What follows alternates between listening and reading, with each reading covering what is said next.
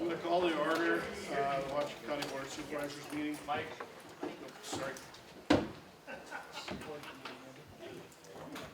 We'll have, all right, call to order the Washington County Board of Supervisors. We're going to have a moment of silent prayer and follow that with a pledge of allegiance. So everybody please stand.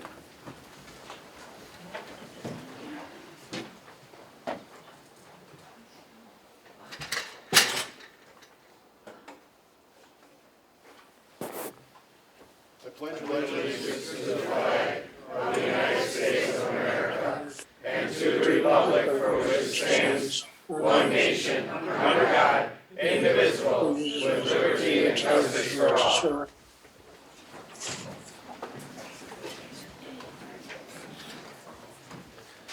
Roll call. Everyone is present. Supervisor Gallitz and Supervisor Hartwig are on Zoom.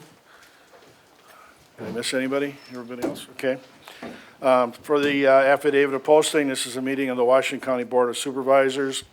Prior to this meeting, public notice was given by posting a copy of the agenda in the office of the county clerk and emailing the agenda to the West Bend Daily News, which is the official newspaper. In addition, the agenda was emailed to CNI newspapers, Express News, the Kewaskum Statesman, Milwaukee Journal Sentinel, WIBD, WMBZ Radio, and WTKM Radio. The above action is in conformity with the state of Wisconsin's open meeting law.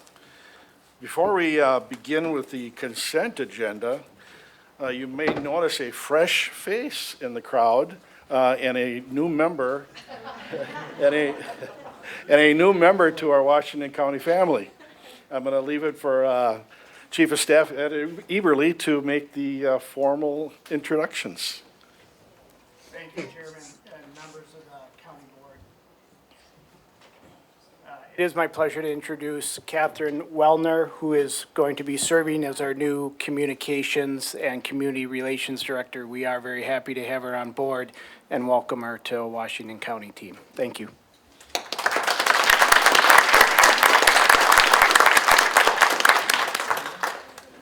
Okay, well, welcome. We'll begin with the consent agenda. I'll entertain a motion. Supervisor Mahalik, Supervisor Guzzi. Any corrections, deletions, comments? Hearing none, we'll just vote. Oops, I'm sorry. Supervisor Conrath, wait a minute. Let me get you on. Yes, actually, I would like to amend the agenda. I would like to vote to strike 6B, C, D, and E from the agenda I'm gonna to place you out- allow I'm going to have for, to place you out of order at this point because we're not addressing that yet. We're right on the consent agenda. So when Okay. we address those on the agenda, I'll let you, you can do it then, okay? okay, thank you. Thank you. So the consent agenda, Supervisor Sorcy, did you have a comment? Okay. Just a voice vote, all in favor, signify by saying aye. Aye. Any opposed? Okay, moving on, personal appearances, letters, and other communications. Check presentation to Albrecht Free Clinic.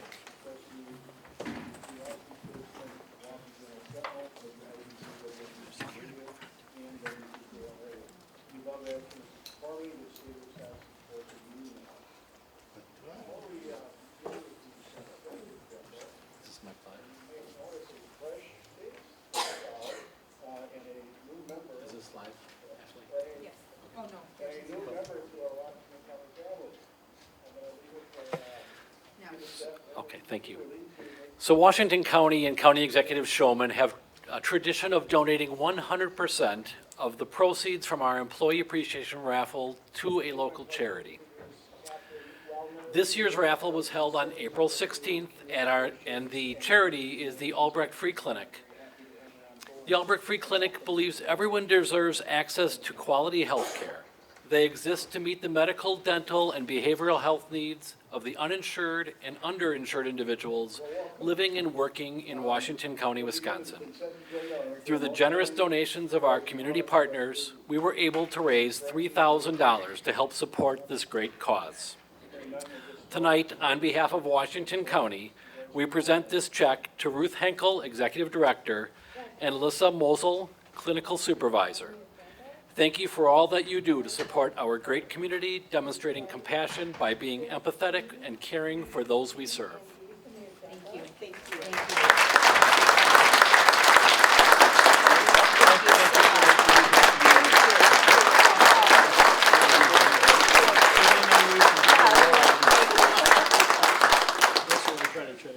Thank you all very much. Thank you.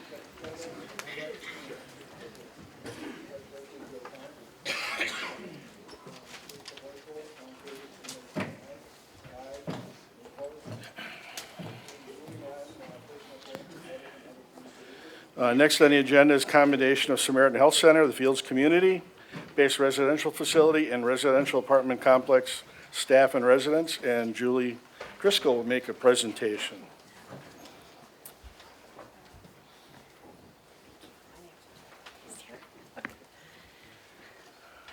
Okay.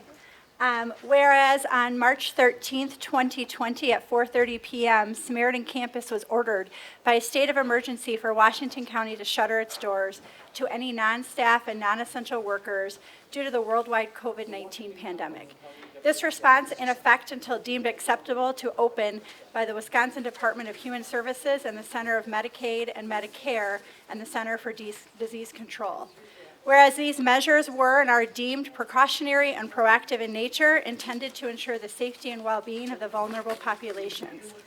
Whereas the staff of Samaritan Campus have constantly learned, worked, reacted, and responded under extreme and fluid conditions for the past year, working diligently to protect the health and safety of the residents while ensuring that there was ongoing high quality of care and quality of life through this pandemic.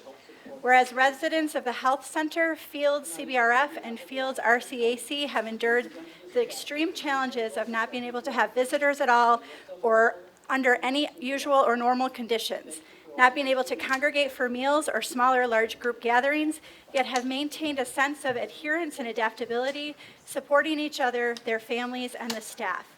Now, therefore, be it resolved that the department directors, all of Samaritan Campus staff and residents be hereby commended for their focus on public health and the care and concern for each other throughout this past year, creating selfless acts, vigilance with infection prevention, and the utmost care and concern for each other, all while upholding the values of Washington County and serving each other with professionalism, dedication, and compassion. This commendation is most fitting as we celebrate May as Older Americans Month. Please congratulate the staff of Samaritan Healthcare Center.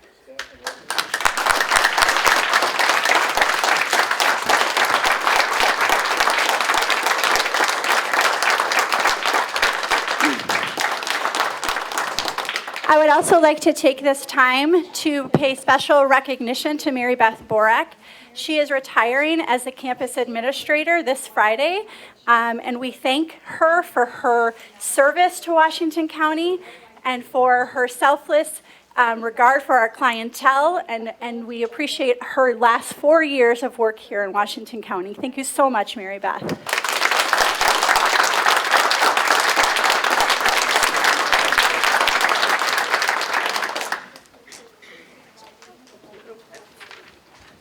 Whereas the staff of Samaritan Campus has constantly learned, worked, reacted, and responded under extreme and fluid conditions for the past year, working diligently to protect the health and safety of the residents, and ensuring that there was ongoing high quality.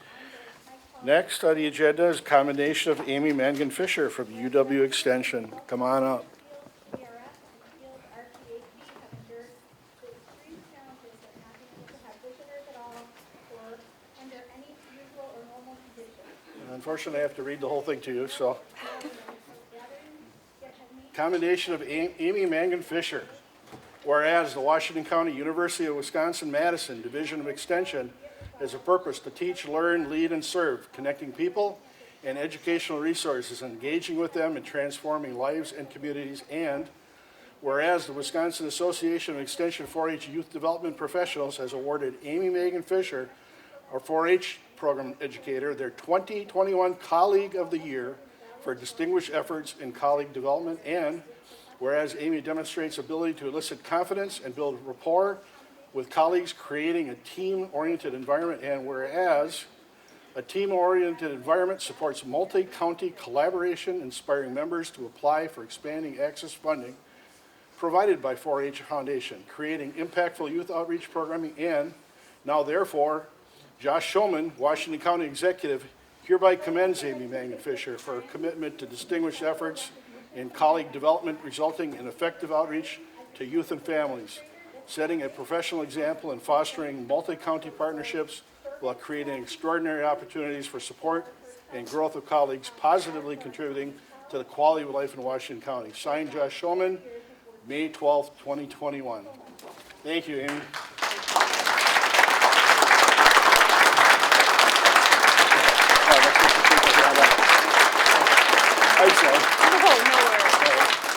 All right, awesome.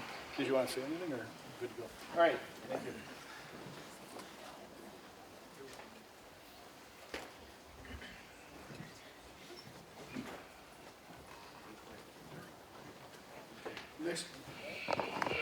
Next on the agenda, Scott Schmidt will be presenting a broadband white paper presentation.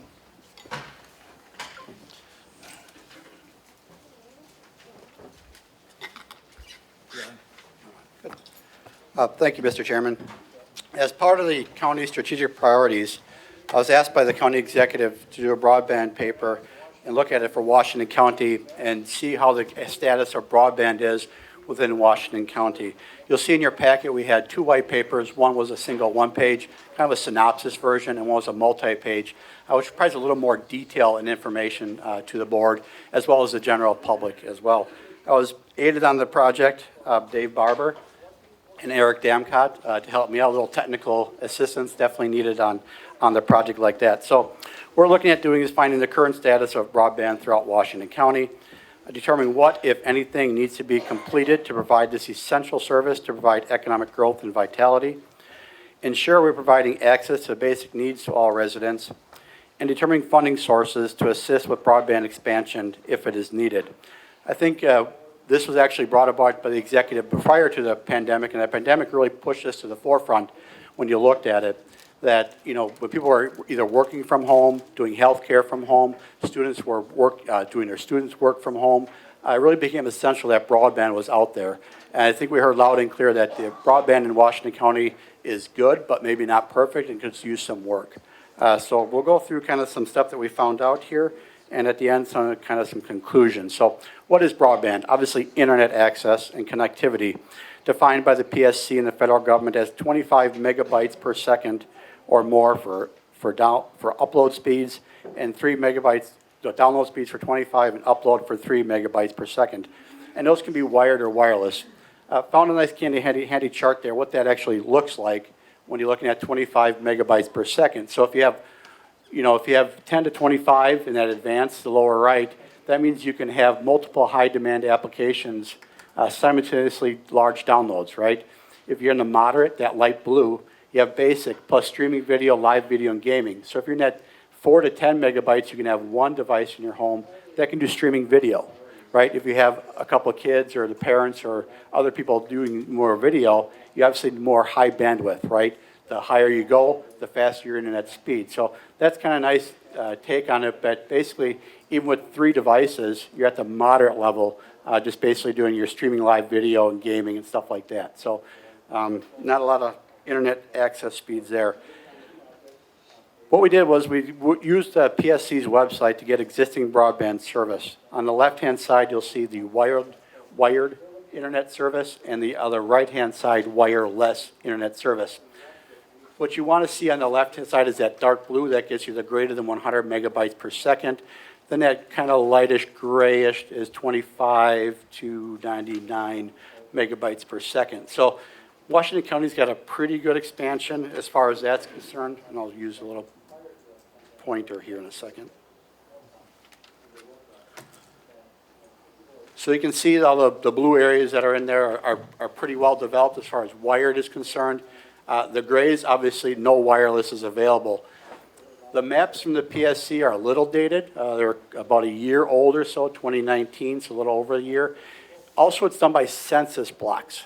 What a census block is basically bounded by a road, a river, a railroad, kind of small sections of those communities. But if one person has a wired internet access in that census block, the PSC says everybody has a wired internet connection in that census block. And so we know that looking at that map, there's some areas in there that look like they're served, but probably are not served quite real well. I'll point you on the wireless connection. You'll see the whole county is at that 25 megabytes to 99 megabytes per second. megabits, megabits, yes, sorry, megabits per second. Sorry about that. And so you see, except for Germantown, and what you're looking at there is that most of the county says they have great connectivity. But if you're out there in the rural areas, and we have a large example there, you could probably imagine that they probably don't have that wireless service that is up to that snuff and up to that standard. At some point, we'd like to go ahead and do a survey of the public perhaps and see just how their internet service is compared to what the PSC is telling us what's out there. We did a random survey of all the staff at Washington County as well as the County Board of Supervisors. We're invited to do that to say, what is your internet service? What services you provided on your service? And a whole bunch of other questions that got there. And we did that survey to kind of see how accurate are these maps that the PSC puts forward. So there's options out there right now that are expanding the wireless service. The blue that you see on the map, the light blue, are the areas that are currently being funded by outside sources to improve the wired internet service in Washington County. The green areas have funds available to be wireless service to Washington County. The Rural Digital Opportunity Fund, the one you see in the blue on the top, has a completion date of 2027. So you can imagine that if you want to act quickly to get wired service up to those areas, now you're going to have to wait another 6 years before that's completed. To date, the company that's supposed to do that hasn't even submitted the plans yet to the FCC or PSC. So it's going to be a little bit of time before wired service gets there. That does not mean that wired service is not coming to those areas. In your packet, you'll see that we have highway permits where we know up in Wayne that wired service is being put in there by Frontier. All right, so we know some are going in there, but the town of Wayne doesn't actually do permits. The town of Addison doesn't do permits. So it's really hard to tell exactly where they're doing. And the companies don't want to give us their data, right? What's their current plan? Where are they going, right? It's competitive out there in that world. So we can't really tell what's Frontier actually going to cover. What aren't they going to cover in those areas? What you see, they also did the Connect America Fund Phase 2. That's completed in 2021, but that was at lower speeds at 10 megabits per second. The CARES Act came through. Washington County was not awarded any funds for that, for the CARES Act to do broadband. I already mentioned the Rural Digital Opportunity Fund with the 2027 completion. The Wisconsin broadband grants, those are out there. We applied for that, but since that map on the right that I showed previously was blue, the PSC says most of the county is served. We're not underserved, we're not served. It says, look at that blue on the right-hand side there. That means your county is served. You don't have a problem in your county. But I bet you if we polled some people here tonight, they would say, no, we got a problem with wireless internet connection that's out there. We also looked at the National Telecommunication Information Administration Grant Program. We weren't eligible for those. Broadband Connectors Pilot Program, we did apply for that last year, did not get that. Our neighbor to the north, Fond du Lac County, did, and we're working with them to see if there's something we can do at our northern tier where we butt up against Fond du Lac County to work with them. They just did their own survey to the public. I think it might be closed now. I'm not really sure, Eric, and it was out there and available. Okay, could be closed now. But looking at tabbing onto them, basically grabbing their same questions, getting that same data from the public here in Washington County. And the last one is the CRISA funding, and I'll touch base on that in a second. That's the latest. It's also called the American Rescue Plan. That information came out yesterday to know what we can actually use those funds for. If you're not familiar, Washington County is set to get some funds from the federal government from the latest round of stimulus. One of the things that the county could send that money on is the American Rescue Plan and broadband infrastructure. So if you read up here, they say it's currently unserved or underserved areas in words lacking wireline connection. So it's really good that we saw that word wireline connection, right? Because if they would have said wireless connection, we probably wouldn't have been able to use this for that service, right? But they said wireline, so that means that's a good thing for Washington County, right? That we can actually use this service, use those funds if we want to provide that wireline service, those last mile connections. So that's a good thing, delivered at minimum speeds of 25 megabits per second, a download, and 3 megabits per second upload. One thing that I found very comforting in there is that later on in that same paragraph, they're offering reliable 100 megabits per second downloaded and upload speeds is important to the federal government. And that's important to Washington County too, I think in all our residents in Wisconsin and across the nation, is to get that higher speed and connectivity that's out there, right? That now we're eligible maybe for grants at the state level because maybe they think we met that 25 and we're not actually there. We actually get grants to actually get up to the 100 megabits per second. So conclusions. There's a couple things you could do. Washington County could create a pilot program providing for installation costs for satellite, cable or wireless systems for low-income earners that are out there. One of the things we did look at was the satellite system. We know a couple deputies in the Sheriff's Department that have that so far in the beta testing, and they say it's working out really well. Now, the systems are not completely up and running yet. We don't know what it's going to look like when everybody is served in that system, but the initial look at it of the Starlink program looks pretty promising now. It's out there right now.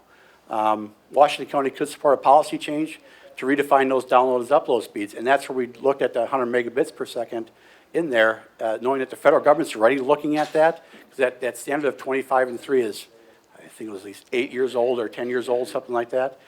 So looking at maybe upping those standards, which might make us eligible for more grant funding available at the state or federal level to meet that.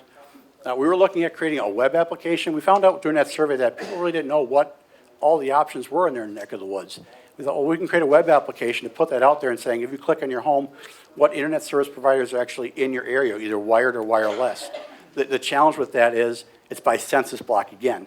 So again, it might be in front of my house and Brad's a quarter mile away. It says it's available, but it's really not available to him.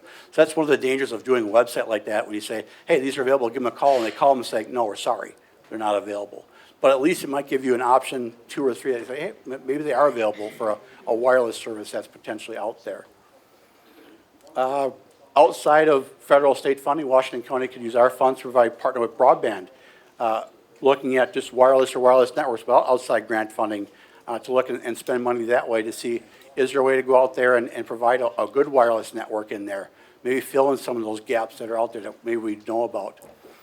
And that could be certainly this company called Ethoplex. Again, you could wait for that Rural Digital Opportunity Fund to take place by 2027. Again, Starlink or Amazon's Project Kuiper, that's a satellite system. We've all heard of 5G, and if you look at some of those Verizon and T-Mobile apps, hey, we're set. We're perfect in our county. That's just not the case. If you have a 5G phone and go in certain areas of the county, it's just not there, but that might be one option that happens too. So the technology is moving very quickly right here, and I'm not sure we're going to get all ahead of our skis yet, but there's a couple things that the county could pursue, and as we look more at the latest American Relief Fund Act, and to see what those funds will be used for at the county, and potentially using them for broadband. So that's kind of our synopsis here on broadband, and kind of a short explanation, if you will, and hope you had a chance to read the white paper, and if you have any questions, certainly can. So right now we're just kind of in the holding pattern. If there's something you see there that you like, let us know, and something you think we should probably proceed or look at doing. If it's worth a survey, or if it's time to act a little bit more. But like I said, we're going to look at those funds to see what we can actually utilize those funds for. Again, that determination just came out yesterday. I took from the 8-page synopsis, and I know that the whole act was a much, much longer document than that. And we're still looking at it as a staff. Okay, any questions for Scott? No? Okay, thanks, Scott. Appreciate it. Consideration upon request reading of resolutions and ordinances. 2021 Resolution 10, retirement combination of Paul Booth in the Sheriff's Office. Entertain a motion. Supervisor Marquardt, Supervisor Schultheis. Ashley's going to read it. Whereas Paul Booth has contributed 29 years of loyal service to the citizens of Washington County, and whereas Paul Booth has chosen to retire from his present position of Deputy Sheriff Lieutenant at the Sheriff's Office, now therefore be it resolved that the Washington County Board of Supervisors pause in its deliberations to pay tribute and to commend Paul Booth for his 29 years of meritorious service. Be it further resolved that on behalf of all citizens of Washington County, this body does herewith extend to him heartfelt thanks for his many accomplishments and successes. Be it further resolved that a copy of this resolution be forwarded to Paul Booth as a token of appreciation on the part of this board. Stan.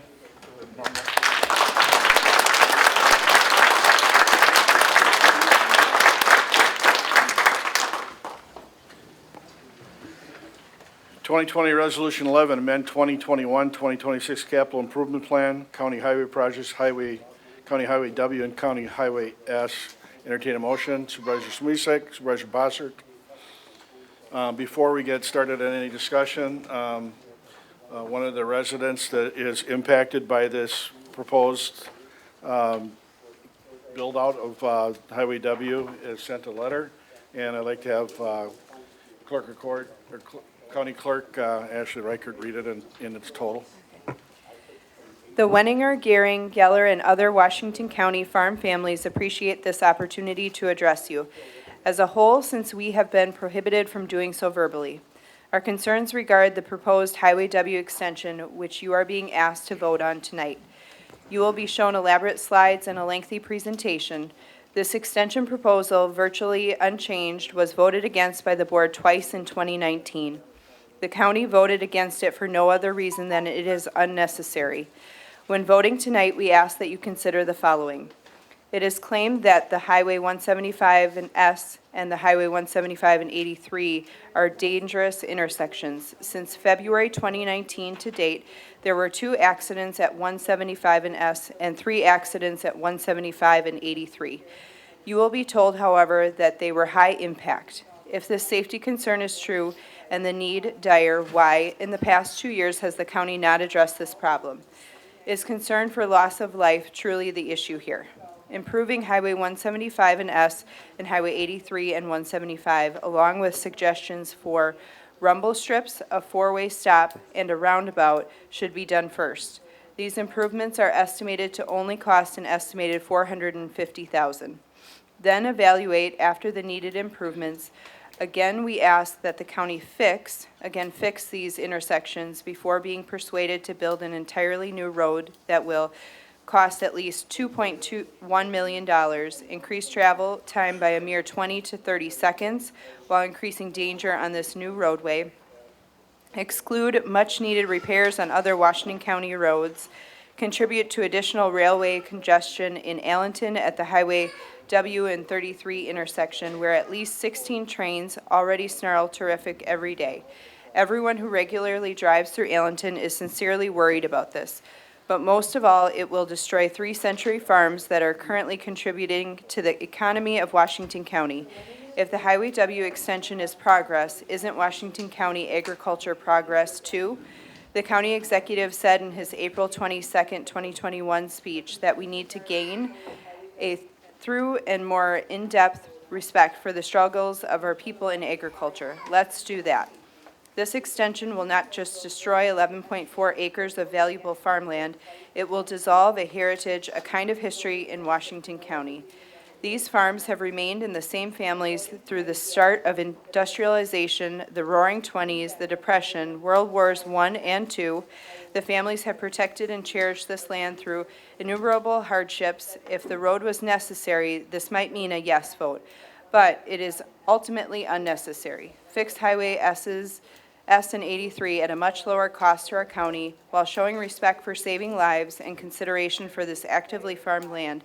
A 27-year-old farmer of this land, representative of the future of agriculture in Washington County, present with his pregnant wife and small daughter, asks that you vote no tonight. Submitted by Ann and David Wenninger. Thank you. Before we go into any comments, Scott's going to do the presentation, please.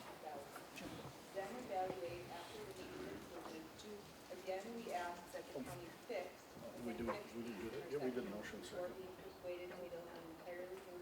Smisek and Schultes. Okay, go ahead, Scott. We're waiting for. Exclude much-needed repairs on other Washington County roads. Contribute to additional railway congestion in Allenton at the Highway W and 33 intersection, where at least 16 trains already. Thank you, Mr. Chairman and County Board members. I appreciate the opportunity to present for you tonight. What we're looking at is as was written in a letter, the extension of County Highway W as well as the improvements to the intersections of 83 and 175, 83 and S and 175. What we're looking at is that if you look on the map that's up there, and I'm going to use the screen up here, That traffic is moving from Hartford in the lower left-hand corner here, the pink, I lost my marker, lower left-hand corner in the pink, going over to West Bend or Allenton. Not a great way to get there right now. They can go up 83, as mentioned, K, up 41. Now you're kind of backtracking to go, you're going east on K, back to the northwest on 41, or you're going K all the way over to 144, up to 33, or you're making a movement of 83 to K to 175 to W. And now it's working. K 175W, or you're coming up and using 83 to S to W up to 33. If you look at that in the map, not the most efficient way to get from point A to point B, any route that you happen to take. So you see the area photo on the right side of coming up 83, you can go down K, back up and up W, or up 83 over to S and back up W. Current geometry at the intersections do not meet state standards, and we deem them as being relatively unsafe. We'll go through some traffic numbers before. Some of the numbers were missed in the letter that was just stated out there, but we'll go through those numbers in a little bit more detail on the crashes that have been occurring here. But you can see the substandard intersections at this location. It's hard to get the vertical aspect of it unless you've happened to drive there, and hopefully you've had the opportunity to drive out there on the site. That when you're coming northbound on 175, you're coming over a hill to get towards County Highway S. When you're coming southbound on 175 to come to 83, again, you're on a curve and on a hill at that location. So there's some definitely geometry issues you're working on there with sight lines and sight distances at these three intersections. So I gave this presentation. We did a public information meeting back in March. Gave a similar presentation to the Public Works Committee in March as well. So some of these slides you'll see are the same from those committees. So what we heard before that public information meeting, Washington County is just creating a reliever route for truck traffic. Traffic will greatly increase on County Highway W. Traffic will back up on County Highway W in Allenton. If traffic's backed up, you won't be able to install traffic signals because it's too close to railroad tracks. There's already heavy truck traffic on Highway W, and this will bring even more. Misconception of the reliever route. If you remember, the reliever route was defeated at the county board. Right after that, the county administrator and myself, we sought to end that debate. If you remember, that was one thing that came back years after years to the county as well. We looked at that. We started contacting local municipalities to do jurisdictional transfers. That's where we take county roadways and transfer them over to the local municipalities. And we were very fortunate. We had a lot of willing partners on that, and we actually expanded out to include a town of Aaron and Richfield and stuff like that, and got a really good thing going out there for Washington County. But what we did was we transferred this portion of 83 from Clover Road, that's right by the golf course, down to the city of Hartford, to the town of Hartford. So if trucks want to go on K or W to get to Hartford, they still have to cross a town road to do that. Right? Town can then post it, no truck traffic, load post it, whatever they want to do if they saw too many semi-truck traffic using that particular route. So that was given to the town of Hartford for that route. The other roadway that we gave away was, the other one was the reliever route was going down Highway K to go out towards Highway U. From 83 to Main Street, we just transfer that to the town of Addison so that traffic can't get from K or 83 out to Highway U. Right? They, again, could post that no truck traffic, load post it, all those kind of things that they could do to that roadway to make that happen. What that did was it created a gap in the highway system, right? That truck traffic can't get from point A to point B without being approved for by the towns to use those routes.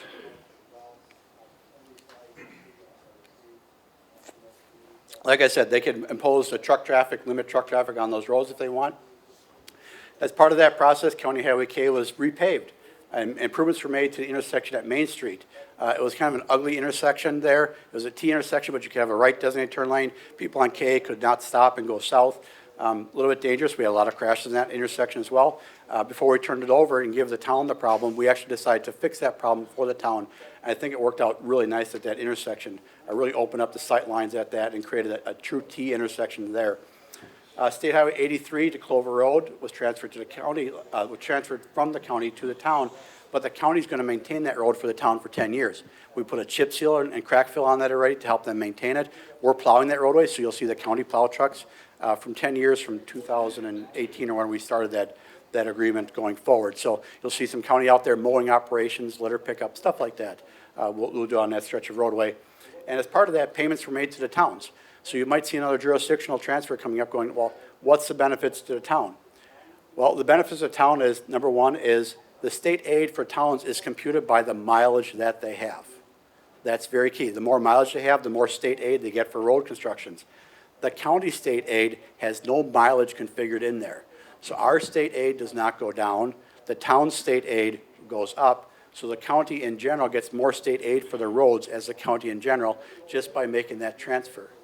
The other piece of the puzzle of that is that the tax levy then, so if we spend about $11,000 a mile on maintenance a year, that $11,000, the county levy goes down $11,000, and a town levy can move up $11,000 to do that. So not only does their levy go up, their transportation aid goes up, but they also then spend a little less money on the roadway they do, and we gave them a check to take the roadway. So that's kind of where you see the win-win situation on a jurisdictional transfer of a roadway going from a county to a town.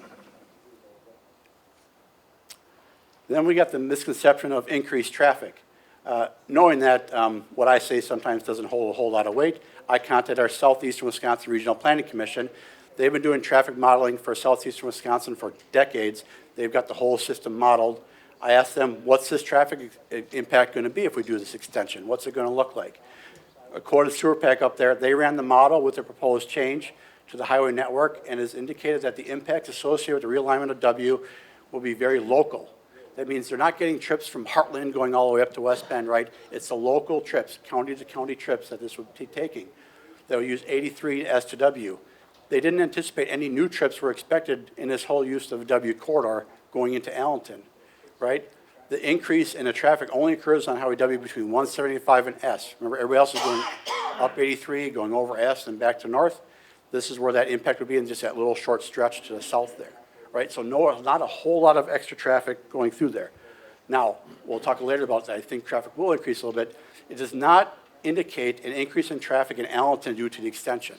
Right, you can imagine, if you're going that route right now, you go the route in the future, right? It's not like, oh, somewhere to get 3,000 more cars going, well, that little extension's in, I'm gonna go that way now, right? Obviously, you'll get more traffic increases just through the years. If you live in Washington County, as more development happens, that more traffic is going to happen on those roadways. That's why I said most county traffic highways has increased over the decades. And we definitely anticipate that trend to happen. Traffic's not anticipated to back up in Allenton due to the extension. I contacted the DOT, said, hey, it's 33, it's your roadway, you're familiar with Allenton and railroad tracks. Can we put signals in there? Because we are pretty close there. According to the DOT, it should be possible to coordinate traffic signal with the railroad crossing with proper railroad interconnect and track clear timing for a traffic signal. So it can be done that close. If you've been down to Richfield on Holy Hill Road, right, you have a traffic signal by the new Quick Trip relatively close to the tracks as well. Not as close as this, but relatively close as well that you can actually manage that system going together. So let's look at some numbers. This information comes right from the DOT. They do traffic counts for the whole state of Wisconsin. These were not done by Washington County. What you see on the right-hand side over here is 144, which comes up to 33. On the left-hand side, you'll see Highway W come up to 33. You'll see, I think that says 2,900 vehicles a day on Highway W. You've got about 3,800 a day on 144. Again, at 10 to 12,000 traffic on 33, and about 12,000 in Allenton. That intersection over there, if you're familiar with that, and I'll show you a picture of it in a second, you have 4 lanes of traffic over there, high speed, 55 miles an hour, that's in that area, and you got about 1,000 more cars a day going into that intersection. There's no traffic signals there, there's no roundabout there, right? That intersection functions properly. Also, if you look at that intersection, it's got a through movement, right? You can go through the intersection north, or you can make a turn movement to the left. The one in Allenton at Highway W, which we're currently reconstructing, will have a designated right turn lane. You'll see that there's no crossing movement here. Sorry about that. I better put my glasses on so I hit the right button. To remind me later. Yep. you, Ashley. So you see most traffic data is coming to Allenton, again, based on that, making right-hand turns. People that are coming up 175 and want to go out to the west towards Horicon are going to continue up on 175, not come up Highway W and take a left-hand turn to go there. That left-hand turn movement, a lot of people that are coming from Zerns, local traffic, fire department, Farmers Inc., stuff like that are making potentially that left-hand turn. But predominantly that traffic's making that right-hand turn at this intersection. Just as fencing that, same thing up at 144, designated right-hand turn lane for those making a right-hand turn, a through left movement up there. Again, a wide open intersection, but again, 55 miles an hour and people coming, over the hill there. So that's where I say that you're not going to have a lot of traffic congestion coming in Allenton. You got an intersection that's very similar to it, a couple miles away, 1,000 more cars, and you don't see a need for traffic signals, roundabout, and stuff like that at that particular intersection. Increasing of truck traffic. I do anticipate traffic to increase over the years. I've said that before, any county highway, if you look from traffic projections from 5 years ago, 10 years ago, they've been increasing. County highways are designated for truck traffic, believe it or not. We design them specifically for that. We look at percentage of truck traffic to make sure that the asphalt and the gravel and stuff is thick enough to make sure they can handle that traffic. I don't see a whole lot of truck traffic that's going to get off of Highway 33, go down to Allenton, wait at the tracks, go up and down the hills on W just to get to Hartford. And if there are a lot, then the towns can stop that if they want, right? If that does happen or does become an issue, whether they're going Highway K or Highway W. Truck traffic usually partners with more local commerce.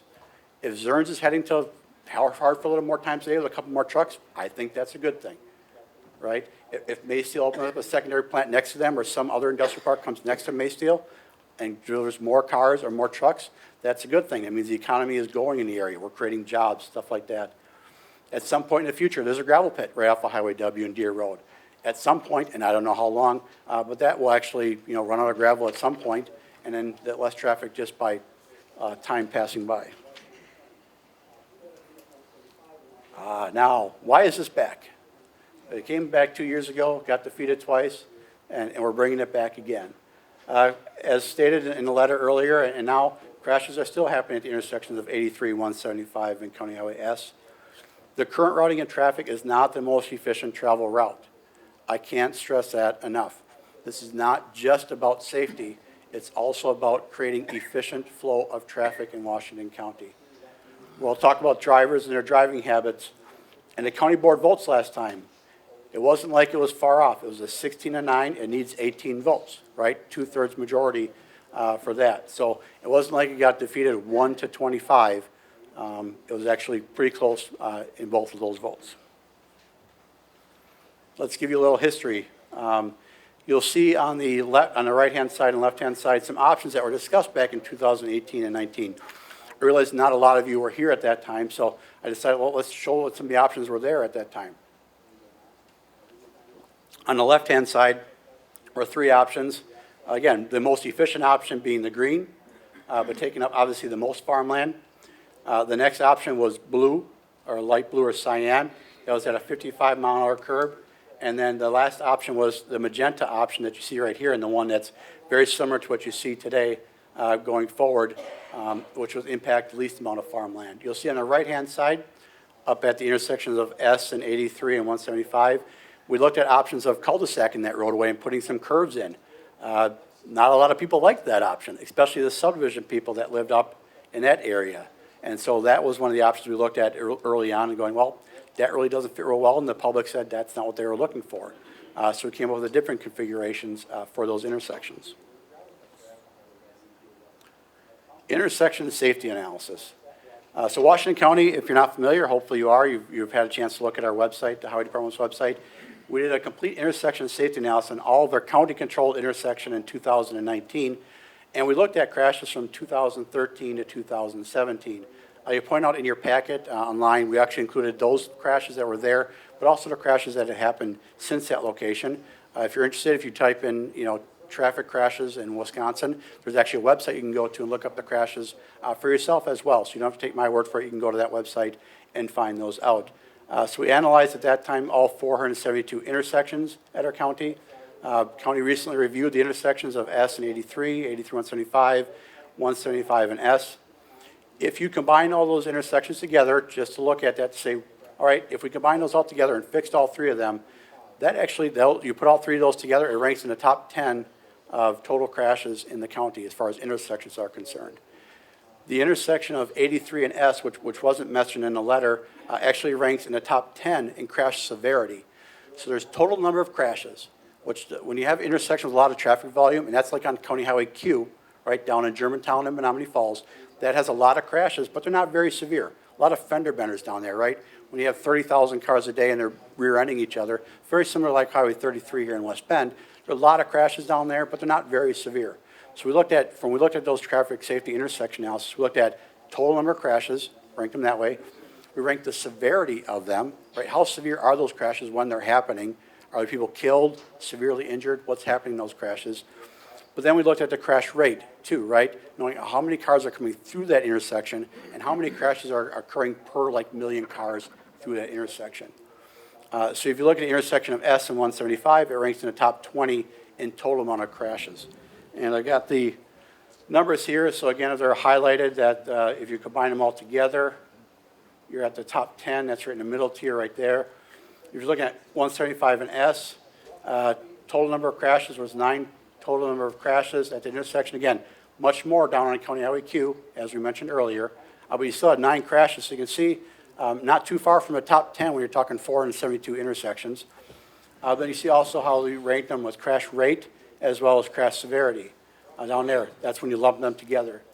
We do individuals, so 9, 22, and 19 for that particular intersection. Now you go on to 83 and S. Don't be fooled by the first column. That's total number of crashes still.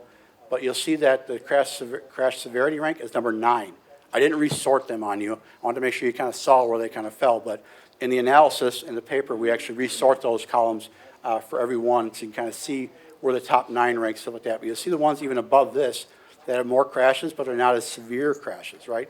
So you're looking at these kind of things, and we have done a lot of research on those crashes and how are they occurring and what kind of crashes. Are they head-on? Are they angle crashes? All that kind of stuff actually has been looked at and reviewed. And last and not least is the intersection 175 and 83 is down here. Again, only had 2 crashes in that time. I picked that time zone because it matched up with this data, right? I could have picked the crashes from 18 to 21 or whatever it was, but I wanted to make sure we're comparing apples to apples, right? We had included those in reports. If you look at, the crash rates are very similar to what's happening in those years, all right? Not too far off. So intersection safety. How do we accomplish this with this plan? Well, number one is we're looking at vacating the roadway from S to 83, basically eliminating this intersection. So you can basically drop that down to a 0 because the intersection doesn't exist anymore. One thing we're looking at doing is creating this into a T intersection, a private driveway, either going up to the tavern and the guy's got a shed in the backyard for that purpose, but basically creating S as a through movement now. Right now, people are coming across here and turning movements, right? A lot of turning movements in front of that. With this, with moving the traffic out to Highway W, you decrease the traffic that's up here, and you allow S as a through turning movement, a through movement going this east-west. That's most of the way the traffic is going. If they want to go to Hartford in the back end, Highway U is just to the west of this location. They can utilize that depending on where they're going. Then also the realignment of the intersection of S and 175. And so we're looking at that as to be respectful of the homes that are in the area too. We couldn't get that angle back to a perfect 90. So we're at what the DOT in their facility development manual is the minimum, so about a minimum. So it's about I think it's right around 60-degree, 70-degree angle instead of a 90-degree angle. Plus, as I mentioned before, it's not perfect because you still have this hill that you're coming over in that location. We did look at a roundabout at the intersection. Any guesses on how much a roundabout costs? $450,000. How much? $2 million. $2 million for a roundabout. So just to get the eyes. So we did look at that when you look at a roundabout cost, we're putting one on Q and Hillside, $2 million for a roundabout. So we did look at those modifications. But again, S1 still has limited sight lines and not quite perfect geometry. We know intersections. We've looked at intersection studies before. We've done intersections here. I'll point to some of them that we've actually improved the geometry on those intersections and sight distances. I just mentioned County Highway K and Main Street a little while ago. County Highway D and Nana Road, if you've been up in the town of Wayne, was terrible for sight distance. We just moved Highway D up there, also impacting some farmland. And by doing that, we created a much safer intersection up there. If you happen to chance to drive that Highway D, which we just did last year, I highly encourage you to take a look at that roadway. We're really happy with the way that turned out. Intersection sight distances on County Highway K, by K and Aurora Road, making sure you can see better. D and Nana Road, as I mentioned. County Highway P and County Highway C, just north of the village of Jackson, we did. 145 and Mayfield Road. I know Supervisor Gallus isn't here tonight to say, but that's actually Pioneer Road. It's now State Highway 145. It's also asked, you got roads there already. Well, Pioneer Road was there already. If you drove in Pioneer Road before we reconstructed it, it was awful. Potholed up and down, raveled, right? We took the hills down, raised up the valleys a little bit, got rid of a stop sign there, made it a two-way stop versus a four-way stop to increase efficiencies out there. Much improved. Turn lanes and bypass lanes. If you've driven County Highway K between St. Lawrence and 41, we increased turn lanes, bypass lanes. County Highway P, we added those. County Highway D, FD, and then 145 and Mayfield Road as well. All safety. So why geometric improvements and sight distance are the key improvements? Well, we look at our population in Washington County, like much of the nation, we have an aging population. We want to make sure those sight distances are as much and far as much as we can. We have distracted drivers, believe it or not. I wish we didn't, but it's also for the safety of the person that's actually sitting at the intersection looking to make sure they can see, hey, that person's not stopping, right? It's very important to be looking at that. Obviously, we have speeding drivers, right? 55 means 64, right? Washington County, right? So even though we're supposed to have 55, they might be going a little faster. And unfortunately, we have impaired drivers as well in Washington County. All too often, you'll see with drugs or alcohol, people getting pulled over for OWIs and DWIs. We have that in the county. So to get those sight lines so people that are obeying the traffic laws can see the others that are not obeying the traffic laws is very important. That person coming over the hill at 175 going 90 miles an hour, if you can see that person and you're down on W extension and can see that person and not pull out is very important. As I tell my kids when they're learning to drive, it doesn't matter if you're right, if you're dead. You wait for them. So we brought this forward to the subdivision residents and said, oh, how does this impact them up in the right-hand corner? With our current Highway W project, we're having better sight lines there. If you pull out the intersection again, we increase the sight lines over there, better vertical alignment. W at Limestone Creek will get turn lanes and bypass lanes. S and 175, again, right here in this location. Again, we're adding turn lanes and bypass lanes, right? Letting your people get out of the lane of traffic, right, to make your turns more safe, right? Or if you're making a left-hand turn, 175 north left-hand turn, letting that person go around you, right? A lot of impatient drivers I didn't mention earlier that are out there too that don't care about passing zones, no passing zones, and they want to get from point A to point B. And if you can get out of the way a little bit quicker is important. Again, S175 will have an improved alignment, not perfect, not great sight distance to the south. S and 175 will have less traffic, and that's what I'm going to get to in the second part of it, is by getting the traffic away from these intersections, even though they're vastly improved, still not perfect, get them to a more perfectly geometrical intersection is important out there. That's one of the reasons that we're looking at doing this. Again, let more efficiency. So you look at efficiencies here and going, all right, how is this more efficient, right? The traffic on S is obviously more efficient. W is more efficient. The people that are coming down 175 to W is just nearly as efficient. So you look at the efficiency part of this, it's very critical that you include both parts of this program going forward. Has Washington County done this in the past? You bet. Dozens of times. I put a few examples in here, and if you look around the county, you go back to the 70s and 80s, how much work was done by our predecessors, it's amazing. You look at a lot of the county highways, H up by Kewaskum. You look at the old maps. I highly encourage you to look at the GIS maps. The pictures go all the way back to 1941. Look at the roads the way they were. People that are younger don't remember what they were years ago. So I'll pick on this one. Not too long ago, 1990. I picked that because that's the year I graduated high school. This is Highway NN and M up in the town of Trenton and town of Jackson. You look at that configuration versus this one. This was fine, the roads were there, it was functioning, but do you think that was functioning well? We looked at other traffic movements. This is County Highway D between Kettle Views, so just northwest of the city of West Bend here. Back in 1970, lower left-hand corner, coming near 90, right? County looked at it and said, no, let's put in some nice sweeping curves up in that area, right? Keep the traffic moving, right? That's what a county highway is for, is to move traffic. It's not a local roadway. It's not a subdivision road. It's designed to move traffic safely and efficiently. I love this one. If you're not familiar, this is the east side of Big Cedar Lake. The little dot you see right there is Timbers. And you'll see it over here as well. The road used to come up 90, near 90, about 120 degrees, come up right past Timbers.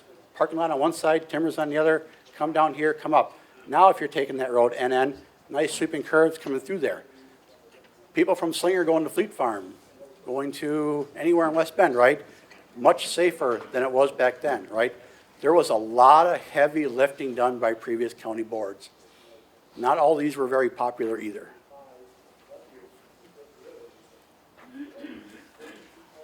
I wanted to talk to the town of Addison, so I picked one that was by them, a little more current, 2005. This is Highway 33 and 175.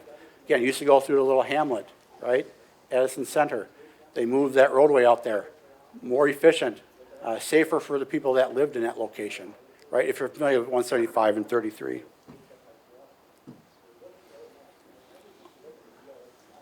This one I picked because it was close to one of our Public Works members. This is County Highway K. South of the city of Hartford. This is Pike Lake in the upper right-hand corner. Highway E comes down and meets Highway K in this location, comes back to the north, sweeps around, comes back up towards Monroe and up towards Highway 60.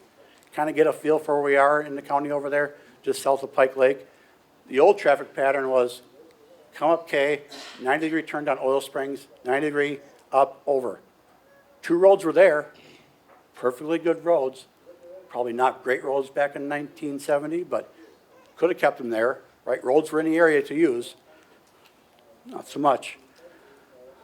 I put in the front desk here, this was a petition that was done in 1972, signed by 503 residents. It read, we, the undersigned, as daily and part users of Highway K from Highway E, Zola's Tavern, that's actually Little Highway E, just to the south there about a mile, all the way up to north to Highway 60, petition the Washington County Highway Commissioners to resurface this section of road as soon as possible and also not to relocate portion of this roadway as proposed. Heavy lifting done again, back in 1970. 503 residents signed that. That's not a Facebook posting. You can just say, hate it, don't like it, don't do it. That's actually going door to door, getting residents to sign and presenting that. And they realize that, you know what, maybe the traffic isn't there right now, but look at that, it's worthwhile doing it. And now, you think 50 years later, people remember what the road used to look like? We've done efficient traffic movements, as I mentioned earlier. Pioneer Road, right? We removed the four-way stop. You go to these public informations with me, we were going to kill people at that intersection, changing from a four-way to a two-way. People were going to die. They were convinced of it, right? The people on that roadway, you think they wanted a wider roadway? No. Right? You go there now and use it, and sometimes it gets used as a bypass when traffic accidents fortunately happen on 41. Much safer roadway. Paved roadway, paved shoulders, a very safe roadway. I mentioned our County Highway D road shift earlier. Highway K, adding turn lanes and bypass lanes, right? Letting those through movements, make those through movements, right? Get the traffic moving. Again, County Highway P, we did those improvements as well. County Highway C we did back 2018, I want to say 2017 maybe. We improved the vertical curve right there, right, through the hamlet of Cedar Creek. Raised the road up about 7 feet. Oh, we're going to kill people, right? You're going to raise that road up. People are going to speed through there. You're going to kill people in Cedar Creek. Not the case. We improved the intersection of Hillside Road as well, one of our higher intersection crashes. So taking care of those things along the way. Why is this more efficient? It has obviously less stopping movements, right? People that are coming north on 83, instead of going up here, slowing down, stopping, crossing the intersection, even if with the improvements, not as safe as the one that's out here in the open, coming here, stopping, a left-hand turn. Conflict points, right? It's all about conflict points at intersections, right? How many chances do you take, right? You gotta cross one person, cross another person. If you're crossing their face, crossing their car, right? T-bone accidents, stuff like that. So it's all about looking at those. Obviously, you could say, yeah, there's less noise from stopping movements, right? You know, the trucks, brakes, and all that kind of stuff going forward. What this does is you're pushing that traffic to a good intersection. Good sight lines, 90 degrees, people can see. That's important. Taking people away from the intersections that are not as perfect and getting them to an intersection that is perfect. You get quicker movement from Hartford, Allenton, and elsewhere. What you don't see on here is if you don't do the extension and you do this work, that person that's traveling southbound on 175 that wants to go onto 83 and into Hartford to work, maybe at the hospital, maybe the quad, wherever they're working, well, no, that person's traffic just became less efficient. Now they come down here, take a right-hand turn, then take a left-hand turn, again, crossing traffic, even if this is a three-way stop, right? Still crossing traffic going down. So by not doing this, you make this area maybe not as safe, and you make it less efficient. So you're kind of going backwards by doing that S alone. I've heard that, just do S, just do S. But now you just decrease the efficiency even more in Washington County. So the two are connected. Believe it or not, the Washington County Highway Department, we do pride ourselves on making sure we impact the land as least as possible. We really do. I know you don't believe it, but we are out there every day looking at those roadways. We're doing stuff like minimal land purchases. We're going from Highway K, for instance, we did that roadway, widened it out, right? Added turn lanes. There's 4 lanes of traffic right by Krebs Drive now, right? Turn lanes, through lanes, a middle lane, left lane. That whole County Highway K project purchased 0.89 acres of farmland. The Highway County W road shift we've just been talking about impacted 1.49 acres of farmland. The County Highway D project that we got going on, that we just finished up over there, we return tax, but you see the Highway D on the right-hand side. I'll show a little quick video there. That's the old location, right? Coming over the rail tracks, a hill about 9 feet, little S-curve coming back, S-curve coming back. Again, I said that sight distance. Can you imagine sitting here on Anna Road, looking to the right through those trees, trying to see a car coming? Let's see if I can get this to play.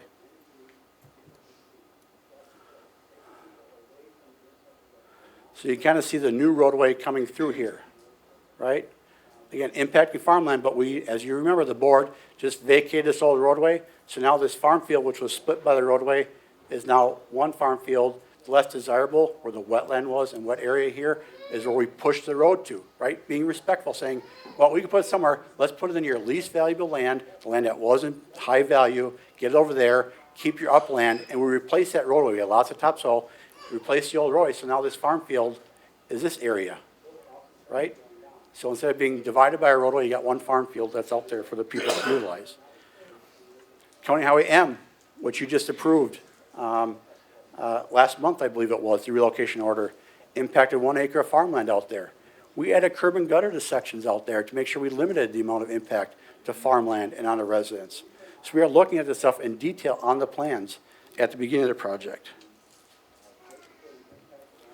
How do we do that for the W road? Did we do that for W road? I heard some no's earlier, but we actually did. We looked at the options. We choose the one with the less impact, right? 45-mile-an-hour design speed we looked at. Also hugging the north side of the tree line. You'll saw the previous options went right down the middle of the tree line. We impacted all 4 of these farm fields. This one we looked at saying, let's go to the north of their tree line. We're impacting one less farm field. So this rectangular farm field, not being impacted by the new alignment. So by doing that, we actually hopefully increased it by southeast field. The area near 175, you'll see this damp area that's out there. Not your most desirable farm field that's out there. Most likely wetland, we haven't had delineated yet, but talking to a farmer, they get some marsh grass off of it every now and then when it's dry enough to do that. Farmlands, the north side of the tree line is usually a little less productive, right? You got the sun that's not shining on it, the tree branches that are out there, stuff like that. So we skirted, again, along the north side of that tree line as much as possible. We had a curb in a turn lane up at the Wendiger farm up here. You'll see the original plan, which is the green one, impacted their land. We had to do some right-of-way purchase up there. We looked at that saying, oh, instead of putting that ditch there, what can we do? Let's put some curb in there. Now we don't have to do any right-of-way taking up in that location. We also look at steeper side slopes. Instead of going back at 3 to 1, let's tighten those up a little bit. Let's go 2.5 to 1. Our mowers can do a 2.5 to 1 slope. So let's do that. So we saved about 1/10 of an acre by doing that. I know it's not much, but every little bit helps. So looking at doing that. Up by Highway S, we added curb and gutter, same thing, to lower the impact of the residents that are up there. We also, as was mentioned in articles, we talked to the owners, at least emailed the owners, about the remnant parcels that are in this corner, We'll touch base on that a little bit more too going forward. Traffic.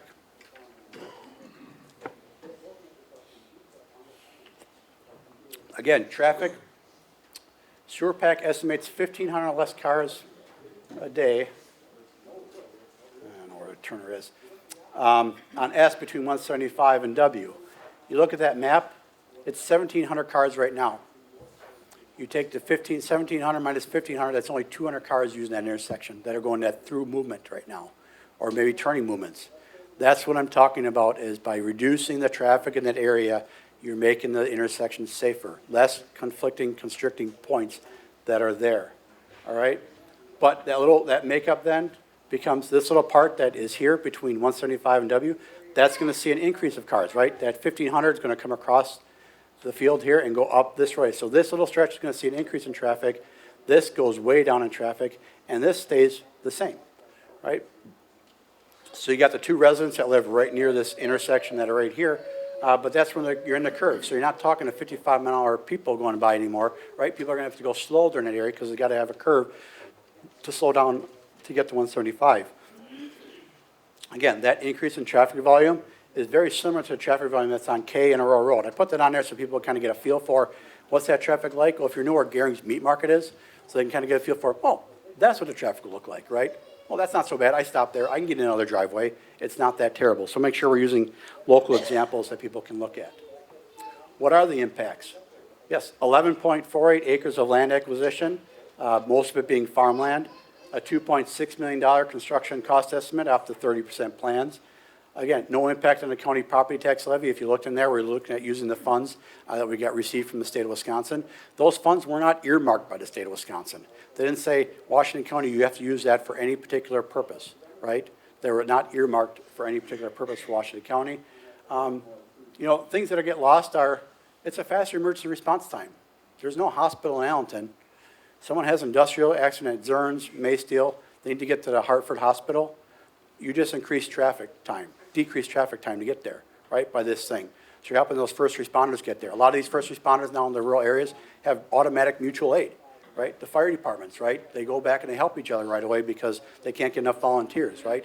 Maybe gets them there a little bit quicker to your home that might be on fire, right? More efficient access for businesses, their employers and customers. You look at Allenton, right? Farmers Incorporated, getting people there, right? And those can certainly be farmers, right? The grain mill, getting those farmers to the grain mill, right? A little bit quicker, a little bit safer, right? Versus having to cross three things with their wares. Now they can get there and cross one nice place, safe area, right? So all those businesses, getting their employers there, right? Getting more customers. Maybe Zerns gets a little more customers coming from Hartford then, right? To look at there because they can get there a little bit safer and quicker. They don't have to take chances out there. You're also creating more efficient movements for 1,500 vehicles a day. 1,500 a day.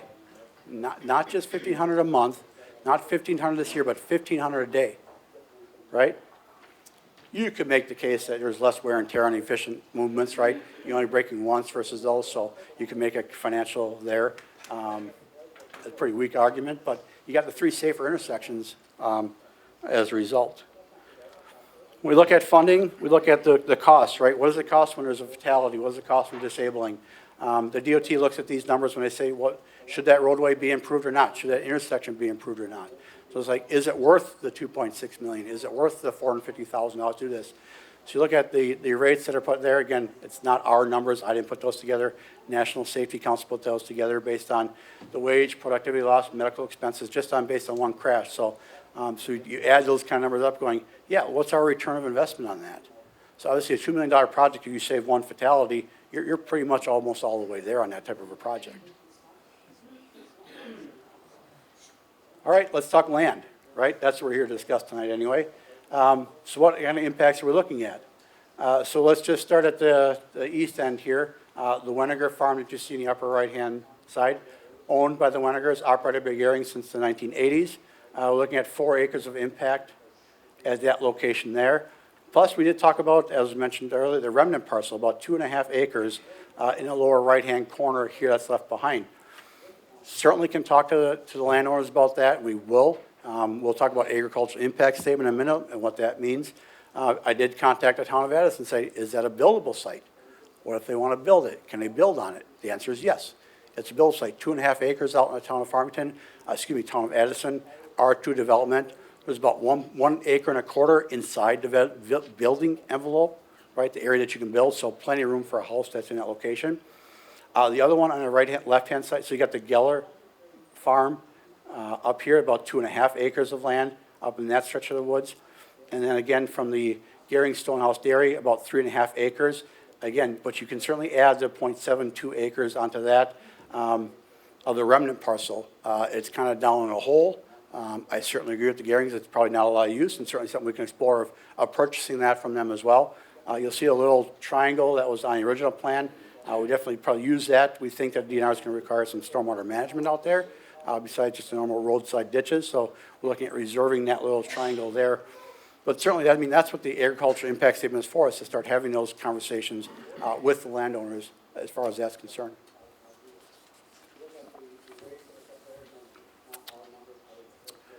Project process and timeline. So back in the first week of February, I actually personally phone called the 4 residents that we just mentioned up there and talked to them to let them know that this was coming back. So I just want to make sure you're aware of that there was a phone call being made before this went out. Town of Addison went to there on February 18th to introduce the project to them.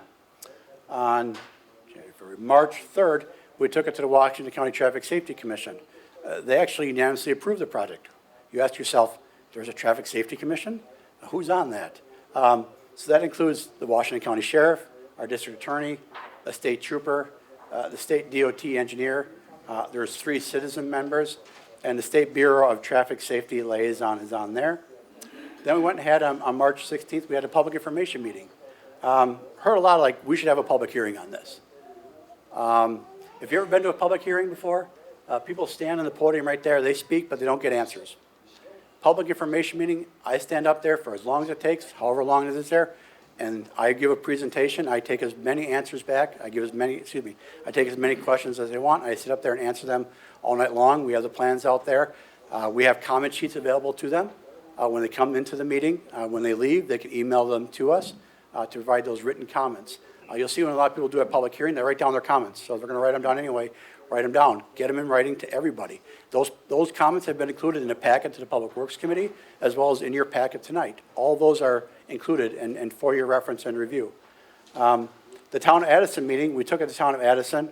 They didn't vote on it, right? But the town chairman did endorse the project out there. But they did not vote on it. I was there. I know I don't get trusted, but Supervisor Krebs was there, as well as Supervisor Schleif. And if you have questions about how that meeting went, and you certainly could ask them, and they can provide you a pretty good explanation versus me. I think it was very positive, but you can ask them their opinion on that meeting. We took it to the Public Works Committee on March 24th as a discussion item. We didn't rush it through. We didn't take it right to the committee and go, let's vote on this, let's get it through. We took it as a discussion item, right? Giving the people a chance to actually look at it. I think we actually even got one more comment right after that meeting. That's in your packet. Obviously, then we took it to the April Public Works Committee as an action item. And then, of course, we're here tonight to discuss the project as far as funding, road renaming, right-of-way plat relocation and stuff. After this, what's next, if it does get approved? Well, we certainly love to talk jurisdictional transfers of road vacation to the Town of Addison. Right, that little stretch where the W kind of takes a curve up to S. We'd love to talk to the Town of Addison. They're aware of it. They know we want to talk to them about potentially transferring that portion of the roadway over to the town. Right, maybe even that area of Highway S between 175 and W, which now goes down to 200 cars a day. Perfect town road for them. They can do Deer Road, go all the way to S. Makes our plowing operations better, and hopefully theirs too. So it's something that we want to do. Obviously, we need to complete our design reports, right? We're still a couple of years away from getting this thing built. We do the environmental, historical, archaeological, the agricultural impact statement, land acquisition, utility locations, right? All before construction starts in 2023. Project process and timeline. It might have been mentioned that, they didn't mention anything about the agriculture impact statement, but if you look at my report to the Public Works Committee, it was mentioned in the report to the Public Works Committee. That same quote that you see up there, talking to Zach Zopp at DATCAP, he agreed that, well, why don't you wait to do it? We got to pay for that report to DATCAP. It's not a free report. We got to give them a lot of information, a lot of staff time. And if you don't want to approve the project, I don't want to spend a lot of my time and staff time doing a report, right? That we know we got to do. But what that does is, what's the main purpose of that report? The agriculture impact statement analyzes the economic impact on individual farms, identifies the acreage potentially lost or affected, which you have, and conveys landowner concerns, right? If anybody's received a phone call or email, right, you've heard landowner concerns. We're here. I'm in my office most days. I'm willing to listen. I've reached out to them. I've emailed all of them, and like I said earlier, called and talked to them on the phone. So we already have that. So if you look at those, a lot of agricultural impact statements, and they're online, you can certainly look at them. A lot of them are done by the DOT, larger ones, and the communication isn't there. We do kind of pride ourselves a little bit on communication. We are local people and want to make sure that the voices are being heard. And obviously that may be useful in negotiation between the landowner and initiator. More importantly, according to state statute, is designed to be informational advisory document. Describes and analyzes the potential effects and proposed project on agricultural operations, agricultural resources, but it cannot stop the project. Right? But as part of that process, we'll discuss options with the landowner of potentially improving or possibly acquiring farmland, right, for them, of nearby farmland. I did have a conversation with one of the landowners early on in the process. They didn't want to talk about it in great depth and detail, but we're going to have a lot of topsoil left over. Is there a low area? Is there an area that maybe is lacking a little topsoil on top of the hills, that we can maybe put back for them, make it more productive farmland? We're going to have some overburden, right? The layer of soil right below the topsoil that we can utilize for that purpose as well. We want to work with them to make sure that that happens, right? Maybe there's an area we can tile. Maybe there's an area that's wooded now that's looking at going, well, it's wooded, but if you take the wood out there and stump grind and put that nice couple feet of topsoil, that farmer might be more beneficial. We're willing to talk about that with DATCAP and say, what are the options out there? I don't mind getting creative, not at all.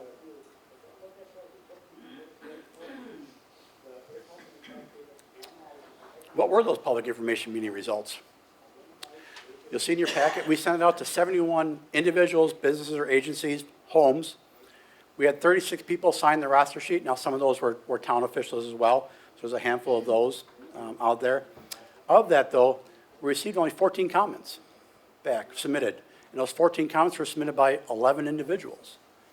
11 were negative of those 14, but 3 were positive. If you're at that public information meeting, I know a couple of you were, about midway through or so, a lady got up and actually handed out the comment forms. They were at the front desk when they came in. They were at the desk when they could leave, but she got up and made sure she handed everybody a comment form. So everybody had it. They could have put simply, hate it, no, don't do it, and put it in the box. But she had 2/3 walked away without even writing a comment down. Just something to think about. Planned connectivity. Again, the old adage, just do Kiowa Highway S. You don't need the extension. All right, by doing that, you're going to be losing that efficient traffic movement from 175 to 83, as I mentioned. So we're going backwards. We want to create efficient roadways, effective roadways. Doing that and that alone, you now created those people that are coming south on 175, making that turn less efficient. You're not increasing the efficiency on W by doing that. So no efficiency gain by going from Hartford to Allenton or beyond.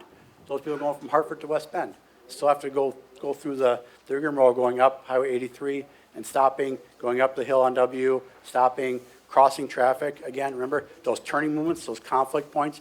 Imagine yourself driving. All right, you make a right-hand turn off of here. Now you got to stop, look both ways. Limited sight distance. Maybe not perfect alignment, but better. Coming up here, stopping again, looking both ways, crossing traffic. You have traffic coming south, you got to cross them, driver's side, right, to make that turning movement. All right? The safety improvements relies on limiting traffic at the 175 and S. Remember, if you take 1,500 cars a day out of this intersection instead of, now you only have 200 cars coming that way versus 1,700, and get them down to an intersection that is designed for it at 90 degrees and great sight distance, you're automatically improving safety at that thing. By leaving this too, we'd have to probably install rumble strips up there because people are used to going on 83 and flying through that area, right? I don't know how many people would love rumble strips right next door to them, but that's also one thing we haven't brought forward to those people. We also have the road naming of the existing 83 up here as well that we'd have to, in your packet as far as make sure we're naming it correctly. And on the right-hand side, probably an important note, you heard, maybe my voices aren't being heard. That standalone project, that wasn't discussed at a public information meeting as standalone. When I stood up there and talked to those people that were there that night and sent out that letter to those 71 people, it was the entire project. Changing that tonight, those people, those voices, they're not being heard then. I did talk to this landowner that's at this intersection right here. He was gone on vacation, or excuse me, out of town anyway, assuming vacation. He came back, I missed it, can you explain it to me? I explained it to him and said, yep, you know what? You got 1,500 less cars in front of you and 900 less cars on that side. He was happy as a clam. Do you think he'd be as happy as saying, yeah, we changed your mind. Those 1,500 cars are back and we're going to add another 800 to it. And guess what? He wasn't here with a sign to talk about that. Let's talk a little land use. You might be familiar with this area. I mentioned a little bit before. County Highway K, Wildlife Road, 1990. I grew up in St. Lawrence, not too far from here. I remember what this used to look like. Now today, the county does not create the traffic, but we must accommodate for it safely, efficiently, and effectively. But not only for today, but into the future. Yes, we are definitely impacting their ag land forever, no doubt about it. But you're also impacting those 1,500 cars or more a day forever as well. Again, right, looking at that kind of long term, right, looking at the future. Yeah, there's some heavy lifting, not going to deny that, not at all.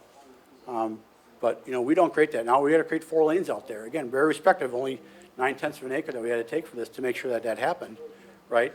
But the county doesn't do the land divisions, right? That's all on a local level, right? If you look at the recent developments that were done, I'll pick on the months of last month in April.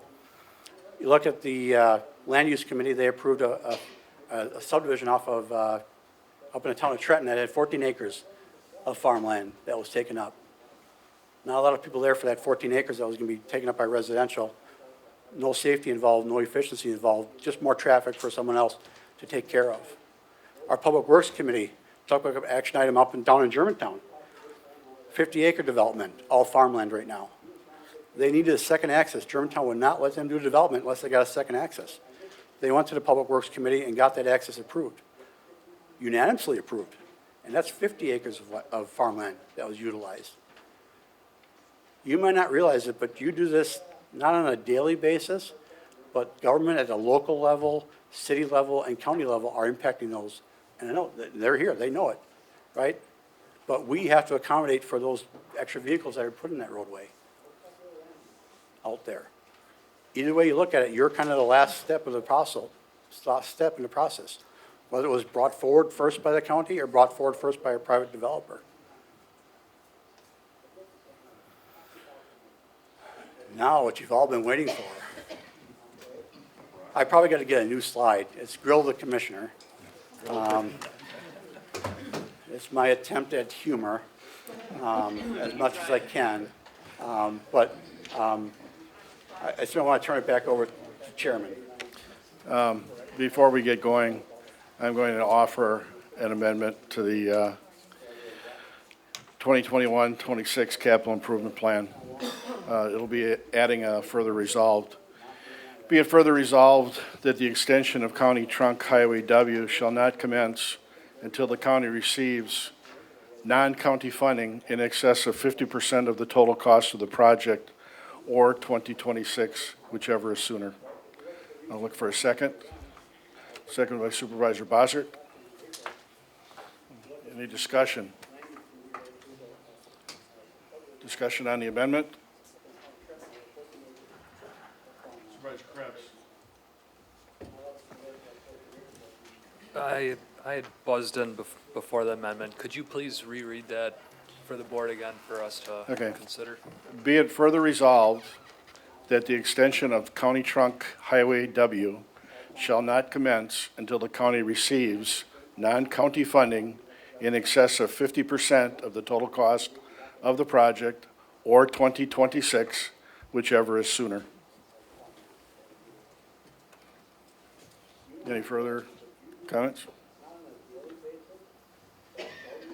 Supervisor Conrath to the amendment. To the amendment, I guess, no, but I didn't get an opportunity to adjust By, the agenda. pardon? I did not get the opportunity to adjust the agenda. You would be out of order to do that. Okay, yeah, you were going to give me a chance. You said initially that I was out of order when we were doing the consent agenda, and Attorney Stern, that did explain. not happen. Explain the procedure. A motion to amend the agenda for the county board is going to always be out of order, and the reason for that is because pursuant to Robert's rules, you can only make a motion to amend an agenda if an agenda has been adopted.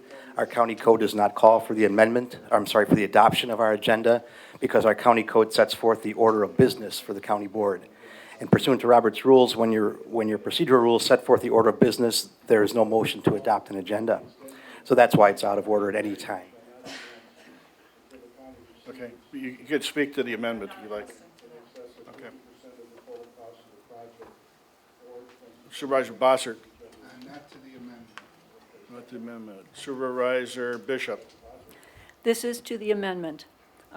Technically, you already have the funds, so that's without a point. So by moving it to 26, you're automatically putting it on. So I will not support this amendment. Thank you. Any further discussion? You need to have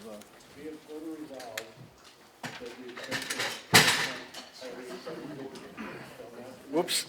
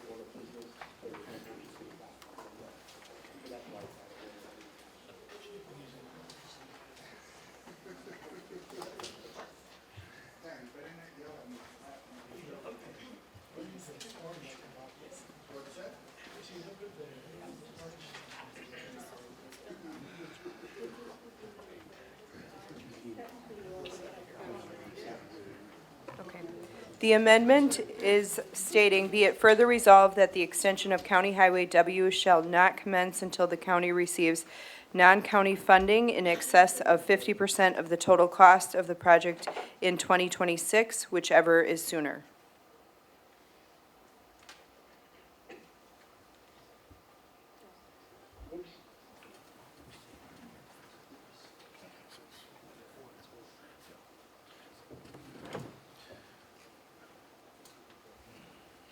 Supervisor Gonerich. Yes, thank you. You know, by voting for this, you are voting to give funding to Highway W by 2026. So think of that. You're giving that right for them to do it by that time or sooner if 50% of the money is there. They're bypassing the vote on Highway W and doing it this way. Thank you.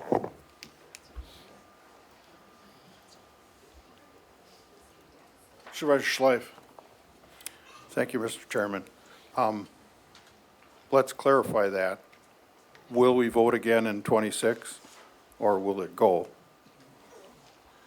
No, we won't vote again in '26. Okay. We'll be approving it by 2026, or if there's funding available, that's non-county funding, non-levy money, then we can do it sooner. Okay. I'll say a couple things that I was going to say. Scott made some good points on the public information meeting and the subsequent town board meeting 2 nights later. When we went through this whole thing 2 years ago, twice, and everybody says it didn't pass. Well, it passed, but we have a self-imposed 2/3 majority that we need to pass to spend money. I don't know of any other counties that do that. So if it wasn't for that, we wouldn't be here. That road would be being built along with W now. But when we did that, and there was an impressive show just like now, good job showing up. It's good to see constituents. But when we went to the meetings, well, let's go back. 2 years ago, when it was all done and it failed by 1 vote because of the 2/3, I said, I was a little disgusted with some of my constituents, because it was a good, not constituents, other supervisors, because it was a good thing. We had some people flip-flopped and bowed to pressure, and, you know, you got to vote your conscience. So we'll go with that. But I went to the meetings, and like Scott said, a lady tried to pass out, and I saw people take the sheets, write nothing on them, and put them back on the table when they went out. And there were positive, there were 3 positive, there were 11 negative. I went to the town meeting 2 nights later, and 3 people talked against it, and 1 talked for it in the audience. This is all due respect, this is a lot of noise, and how many people out there would be for this, would use this, we never know. So, Thank you. and as far as the farm thing, my great-grandfather homesteaded our farm in 1865. My father died early this year. My mother's selling the farm. The closing is a month from yesterday. But it's still going to be farmed. The person, the neighbor that's been renting it for over 25 years is going to buy it, and he's going to continue to farm it. So all this emotion about losing farms, I don't buy it. Thank you.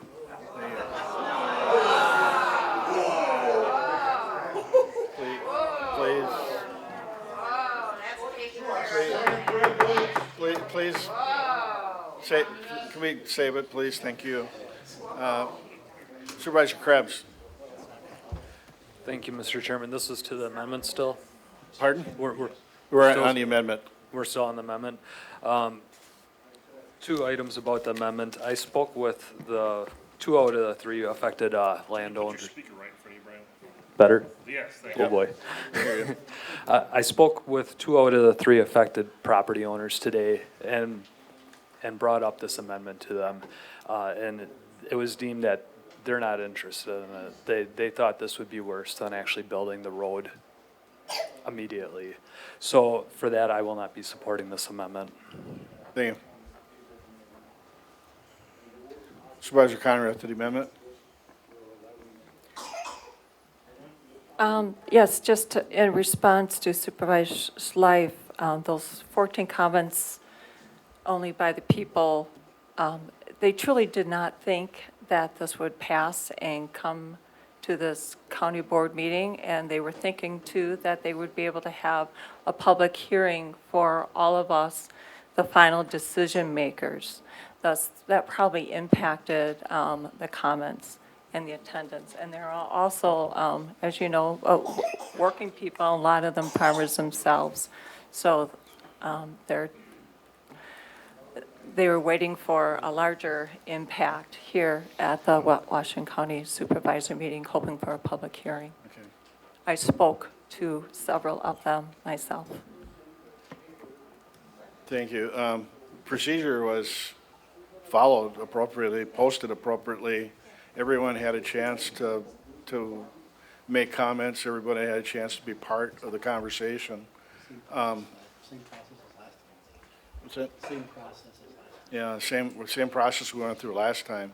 So everyone has a kick at the cat.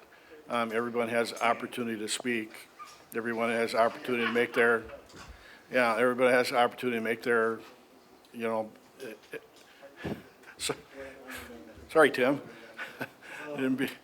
Everyone has a chance to make their concerns known. So I talked to a number of residents, and I've talked to, I've taken over 100 phone calls. I've gotten almost 50 emails. I responded to, I still have to respond back to a couple of the emails because they came in late. But I've talked to most everyone who was either called, left a message, or left a message too. And I know these hot button, very emotional things happen. And in our daily lives, a lot of us don't pay attention to some of the things that are happening around us until something else happens and they become aware of it. Some of the postings that have been in one of our local blogs are pretty one-sided. Haven't really informed the public appropriately, to put it mildly. So I'm glad that Scott was able to come back, and I asked him to do a very comprehensive presentation to really illuminate and really give the facts, because that's what we're looking at here. It's not a motion that we're voting on. It's not, you know, I'm not going to say it's not the right word, noise, but it's the distractions that keep us from looking at the facts of the situation. I look at this intersection. My time as a police officer, 30 years. I've investigated fatals. I've investigated very serious injuries on the freeways and on city roads and on county roads. This is an accident. These are accidents waiting to happen. When I read a lot of the accident reports, there was a commonality in so many of them that the vehicle crossed the center line. Well, by the grace of God, there wasn't oncoming traffic, 55 mile an hour coming, so there wasn't any head-on accidents that we've had. They've been mostly T-bones.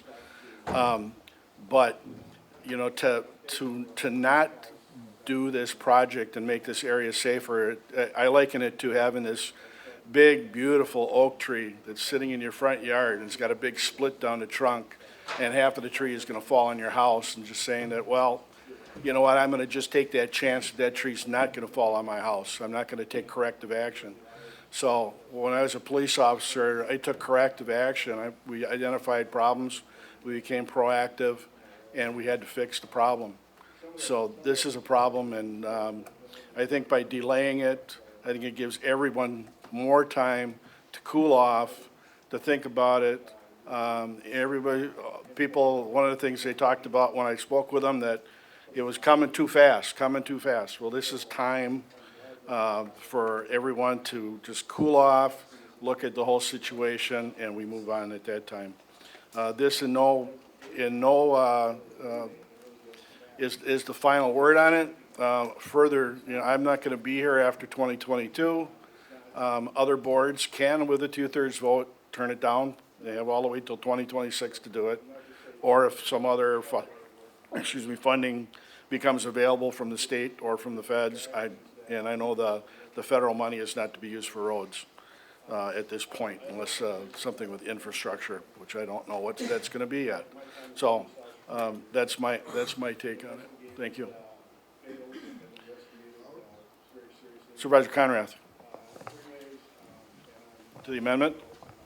Yes, well, and in response to your comments, I am a nurse. I'm a critical care nurse. I've taken care of those individuals that have come to the hospital and have prayed that that would never be any one of my family members or my son. I've kind of threatened my kids to say, don't you dare do that to me some nights when I've gotten home from work. But we can decrease the dangers, decrease the risk without cutting through the farmland. And by creating that road through the farmland actually creates another intersection. And it's a four-way intersection. Four-way intersections are dangerous. You spoke of that landowner who is happy as a clam, who lives in that wedge area of 83 and S. That is my niece. Mr. Collins, was it? Napier lives there. Shelley Lisa Napier and her husband. Yes, they have one driveway that goes out to 83, and their other driveway goes straight out to S. There are other alternatives without creating that road through the Weniger farm, and they are acceptable with that.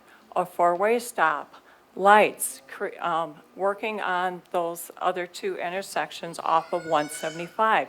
We could even simply dead end S in front of their house, which would be very simple to do. We did bring that last time forward, as I mentioned, and that didn't go over very well, did it, Supervisor Krebs? Yeah. And I would just like to say too, I am accustomed to, I've served on multiple boards, being able to adjust agendas. And, I had wanted to actually strike these agenda pieces, let you go ahead and present. The county board supervisors, several of us, we're new, yet 11 of us, correct? But regardless, we, received this information, last week, Thursday, Friday, through the weekend. Did people properly have time, besides your presentation, to make the right decision? Did people have time to go and walk the land, drive on the land, speak to the landowners, go physically look at it yourselves? Did people have time to respond to the emails and phone numbers, the voices that are now being heard? I did. I took the time. I've been in the area a number of times. I was at Weniger's farm yesterday to look at everything and speak with them. And I know that water, that area that floods frequently, I know that when corn is grown in a flooded area, corn does not produce, or the yield is much lower, correct? It's flooded? Yeah, okay. So, Yeah, I saw that area too. It is dry and full of dandelions right now. okay, all right. Also, I'm gonna go to the next person. Huh? you interrupted me, I'm sorry. Huh? I have the authority to limit debate, so I'm gonna let someone else have a little say. I'll come right back to you then. Give me a break.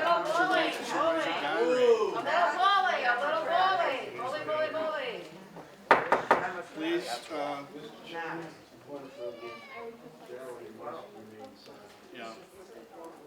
please just don't interrupt, okay? We're trying to do the best we can, all of us. Thank you. What's wrong? I'm sorry, Supervisor Gonring, you have the floor. I'm gonna leave the floor go to Pam, to have her finish out what she was talking about. I think this is something important. You brought up the fact of safety and everything else, which is not part of your amended motion here. So the floor is open. So I'm conceding and letting Pam finish hers. Okay. Supervisor Bishop. Thank you, Mr. Chairman. By presenting your motion, your amendment, to this motion from your bully pulpit, you have essentially called the question on this resolution. So by doing so, you have as Supervisor Gonring said, opened to discussion on the entire project. That being said, I will give what I had No, intended to we're say. still, I'm sorry, we're still speaking to the amendment. You Once we did get not done just with- speak to Once the we get done amendment. with the amendment, then you will speak. can speak There's to it. no resolution left after the amendment. I'll turn to the parliamentarian to, Your resolution is to essentially postpone the project until funding comes in, or the year 2026, whichever is sooner, correct? Correct. So that is not the effect of calling the question as I read it. Calling the question means debate ends and you vote on the resolution. correct. Then I will say, Supervisors, please consider this amendment. A yes vote means you are passing Highway W extension, no questions asked. They're saying they don't want levy money used for this road. There's already planning on using the jurisdictional transfer funds, which is not levy money, so they could start the project tomorrow, technically, with a yes vote on this amendment. There, I stuck to your amendment.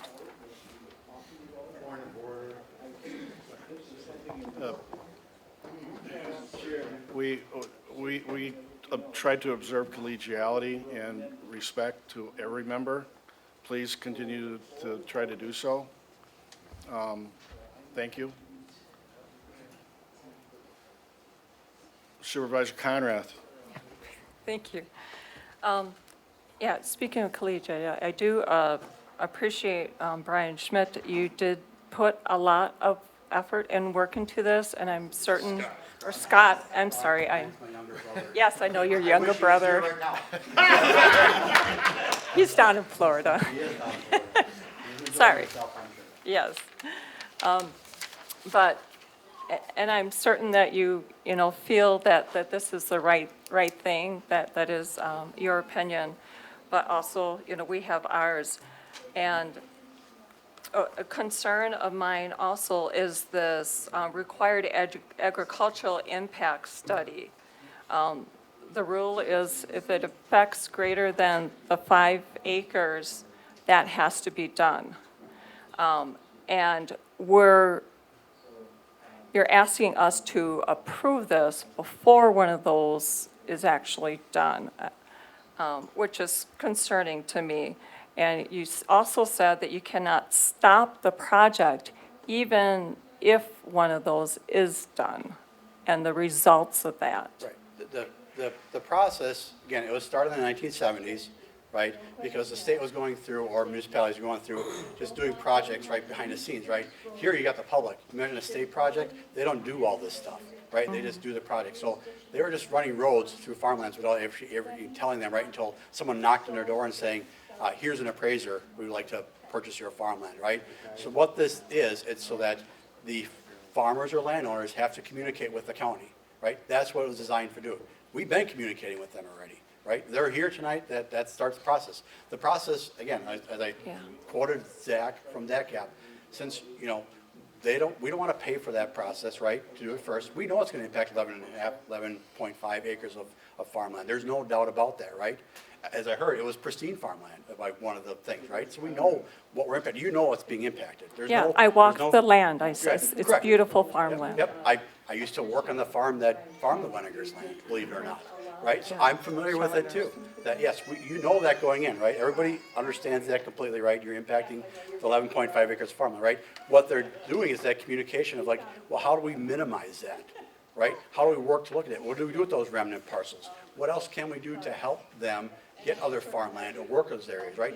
That's what it's for, right? We don't do this at the normal process, right?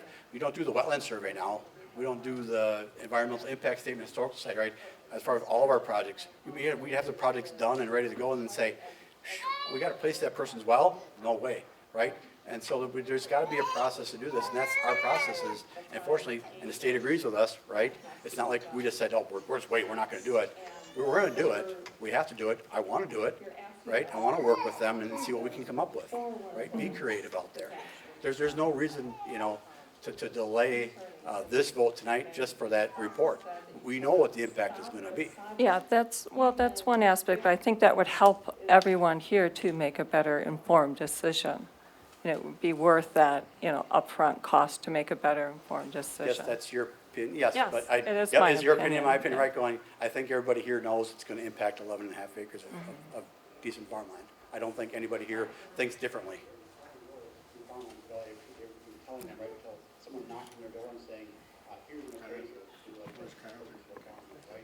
what this is so that Supervisor Krebs. Question for Attorney Stern. Can we call the question on an amendment? Or will calling the question be for the resolution? You can call the question on the amendment. I would like to call the question on the amendment then, please. Do a second. Second by Supervisor Mahalik. We'll do a voice vote. And it's on a voice vote and call the question. All in favor? No, it's not the amendment. We're not voting on the amendment. This is just to call the question. Yeah, debate was over anyhow, so Brian was the last one in. So just a voice vote to end the discussion. All in favor, signify by saying aye. Aye. Any opposed? Okay. Seeing there's no further discussion, we will call the question. I'll vote on this electronically. Do you need to have the read again? Did we read it one more time?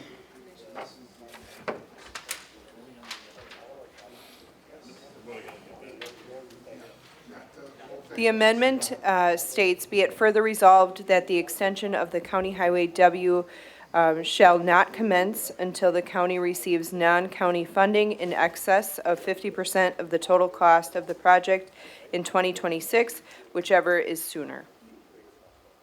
Okay, everybody clear on the amendment? This requires a majority. Yeah, that's one aspect, but I think that would help everyone here to make a better informed decision. Yeah, are you ready? I'm not. There we go.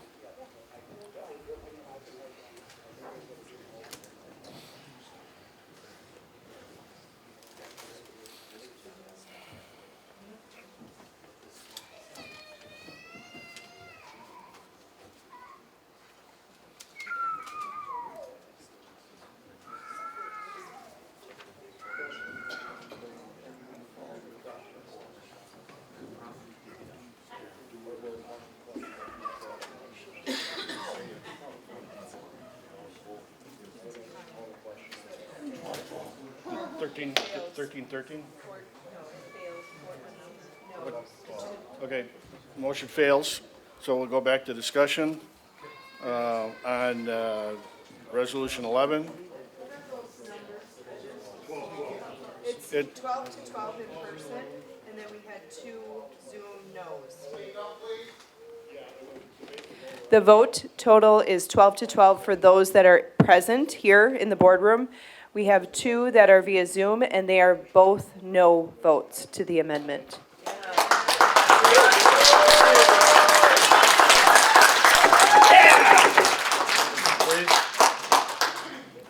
Okay, we will go back to debate on 2021 Resolution 11. The amendment states, be it further resolved that the extension of the Supervisor Marquardt. Thank you, Mr. Chairman.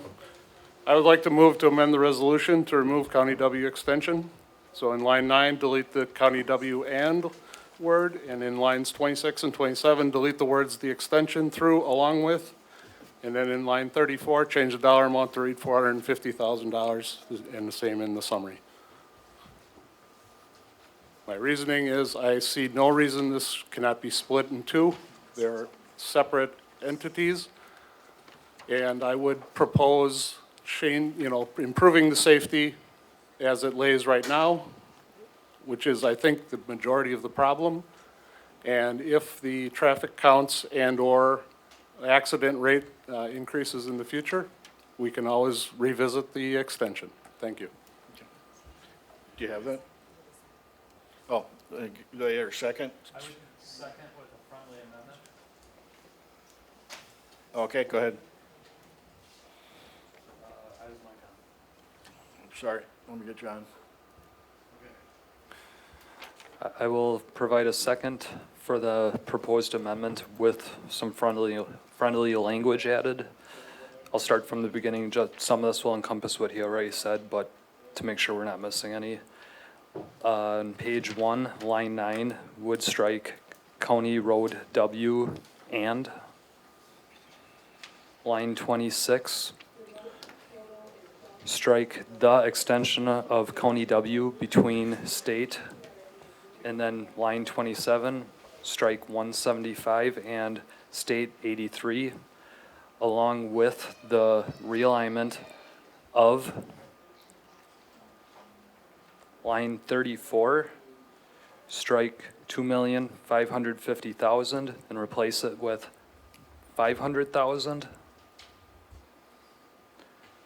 Line 35, strike out the extension of County W between State 175 and State 83 and.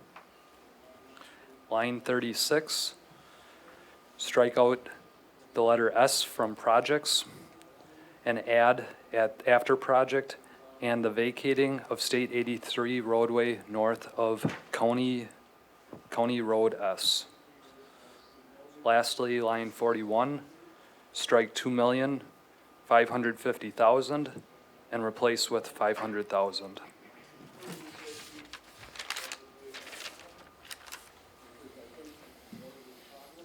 we have that?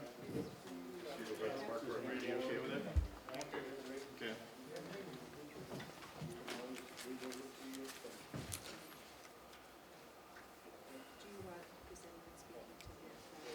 Yeah, anyone speaking to that? Yep.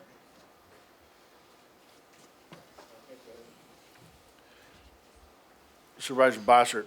So I want to make sure I understand correctly. With this amendment, would the portion of what is now 83 north of S to 175, would that still exist as a highway, or is that still going to be vacated by us? According to the amendment, it appears to be vacated, correct? So traffic that wanted to travel down 83 would stay on 175 to S. They'd make approximately a 160-degree right-hand turn. They'd then go about half a mile, well, is it half a mile, you think, or? Couple hundred feet, and then come to what might be a four-way stop still, or a three-way stop, and then make a 90-degree turn to go south. That's what we're essentially talking about. Right, it's the decreasing of efficiency of the people Yep. that are currently making that movement now and Yeah. not having their voice being heard, yes. And that would put additional traffic on Highway S, correct? Yes, and then not only that, but when they're coming back the other way, is going to a substandard intersection again at Highway S-175. Better than it is now, but still limited sight distance. So coming north, they'd go on 83 to S, stop, turn right, go a couple hundred feet, then they'd have to stop. They'd have to again navigate that 160-degree or whatever it is, left turn now, and look for traffic both ways at an intersection that doesn't have as good a sight lines, and then they'd be able to travel north on 175. Yep. That doesn't sound like a good combination to me. Supervisor Marquardt mentioned doing this and seeing what happens, and I have a concern with that. And I'm going to bring up as an example, I travel Highway 33 east a lot. When you get into Ozaukee County, there's an intersection that's known to be very dangerous there, where Ozaukee County I crosses 33. I had a close call there several years ago. Last fall, I was behind the semi, so I didn't see what happened. But all of a sudden, the semi's slowing up, and then he goes into the oncoming traffic lane, and I see an upside-down SUV in front of me. I stopped, and myself and actually a Washington County Sheriff's deputy were the first two people to reach that SUV and make sure the driver was okay. Now, Assembly Representative Robert Brooks has been working for several years to try to get a roundabout put in there, and he's facing a lot of barriers. Culturally, in the state, And in some counties, and I don't know that this is the case in Ozaki County, I'm not trying to trying to impugn them in any way, but definitely at the state level, there's a belief that you don't look at an intersection as dangerous and look at options for remodeling it until people have died. It used to be something they joked about. Now they don't even joke about it. If there hasn't been any fatalities, they don't want to look at that intersection. And I think that's a bad way to look at these things. I think the way we're doing it, where we're looking at our dangerous intersections and we're saying, hey, there's a high probability of a serious accident here. Let's fix this and fix it right. That's the way we need to be going. This less efficient route that's being amended, in my mind, does not make any sense at all. We're putting more traffic into a dangerous intersection at Highway S and 175. I think these two have to stay together, and so I would be against the amendment. Thank you.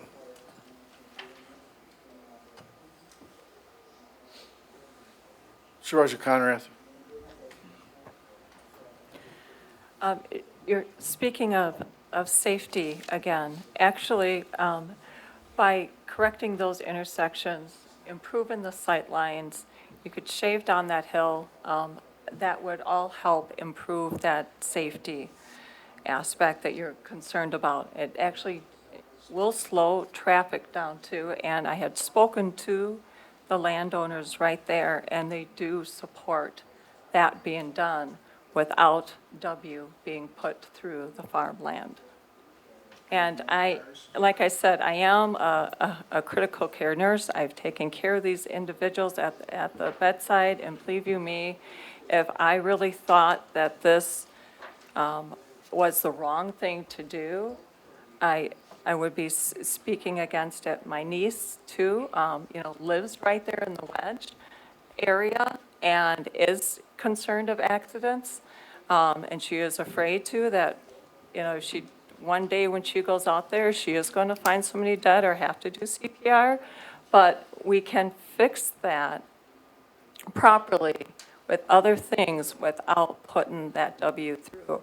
And so it takes, one more minute for somebody to get somewhere. You know what?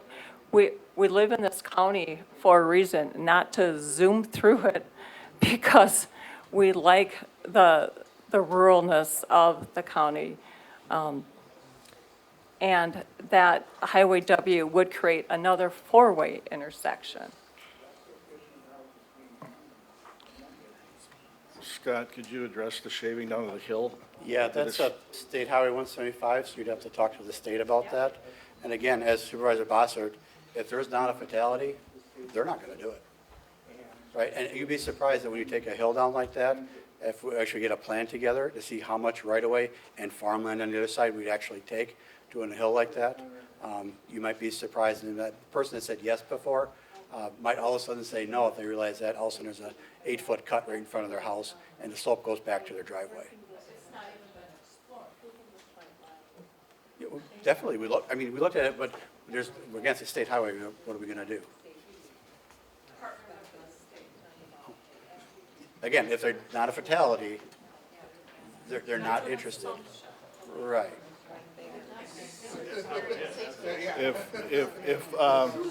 If you get involved with dealing with DOT, with the state, they're less than, Scott could probably speak to it.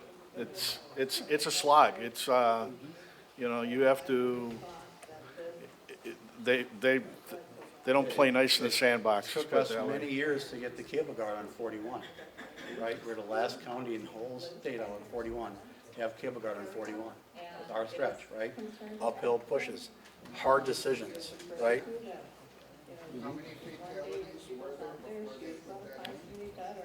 I don't have that number with me. Wait till I call you. Supervisor Bishop.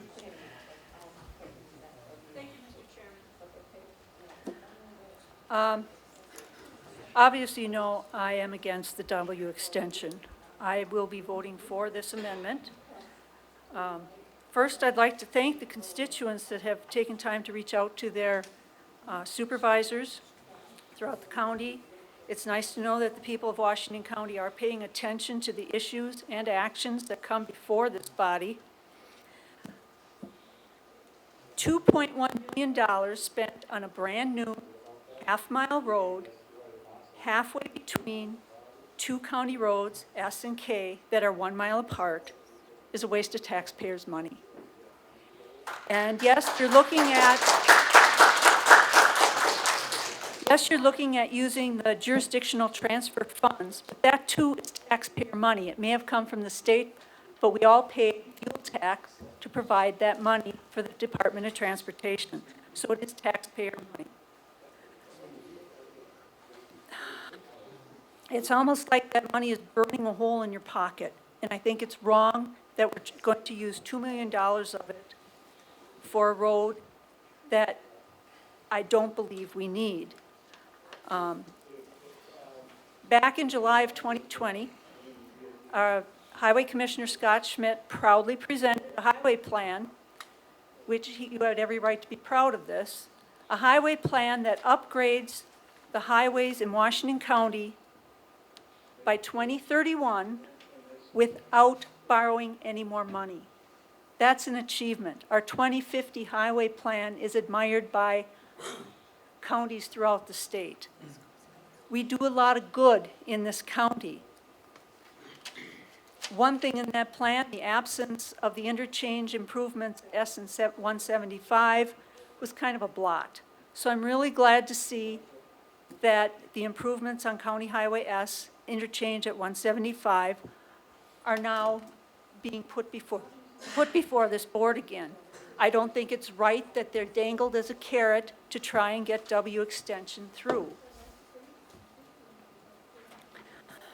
Sorry, I keep my... When we address road and intersection safety issues, we have been taught that you take appropriate measures, then step back and monitor their worth. Why spend the big bucks if it's not necessary? The problem is at S, so fix that. Keep track of our yearly intersection safety analysis. We should probably follow through with abandoning the 83 spur. That's why this has been added to this amendment, because a lot of accidents happen up there. The curve going onto 175 to turn left is hard for some people to manage. If we put this brand-new road across these fields, we unnecessarily interfere with other people's property and businesses. Earlier, people were mentioning, well, all this land is going for subdivisions. That is the property owner's right. These property owners are not being given that opportunity. These are not undeveloped lands. They are an integral part of an extensive business plan. When the Gehring family made the choice to farm for the future, they made a huge investment, which relies on their land owned and rented. This land is a source of food for their animals. It's also part of their nutrient management plan, which our own county soils department looks over. They're even incorporated using cover crops to be even better stewards of their land for future generations. Someone said, well, they can rent land somewhere else to make up for this little bit of loss. County Executive Showman held listening sessions with farmers earlier this year. One major point coming out of those listening sessions was finding land without creating conflict with your neighbors is almost impossible. They're not making more farmland. Putting a road because the future cars may come at this point doesn't make any sense to me.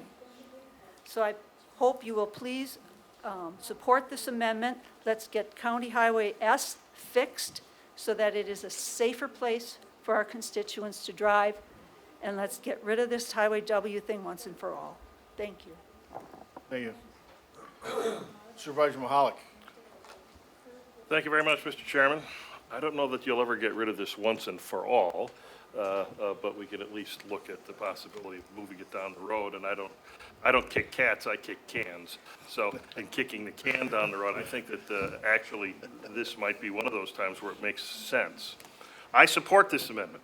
I think it makes a lot of sense to do S. I think it's critical that we do S, and there's the difference between efficiency and what I would call criticality. It really is important that S get fixed. So important that if this doesn't pass, I'm going to vote for the whole thing. The reason is S is an accident waiting to happen.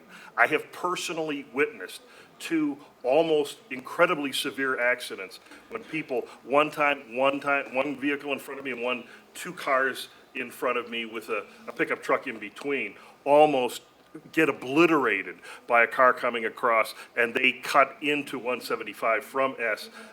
One was a younger person on a phone, and one was just looked one way and was pulling out before they looked the other way.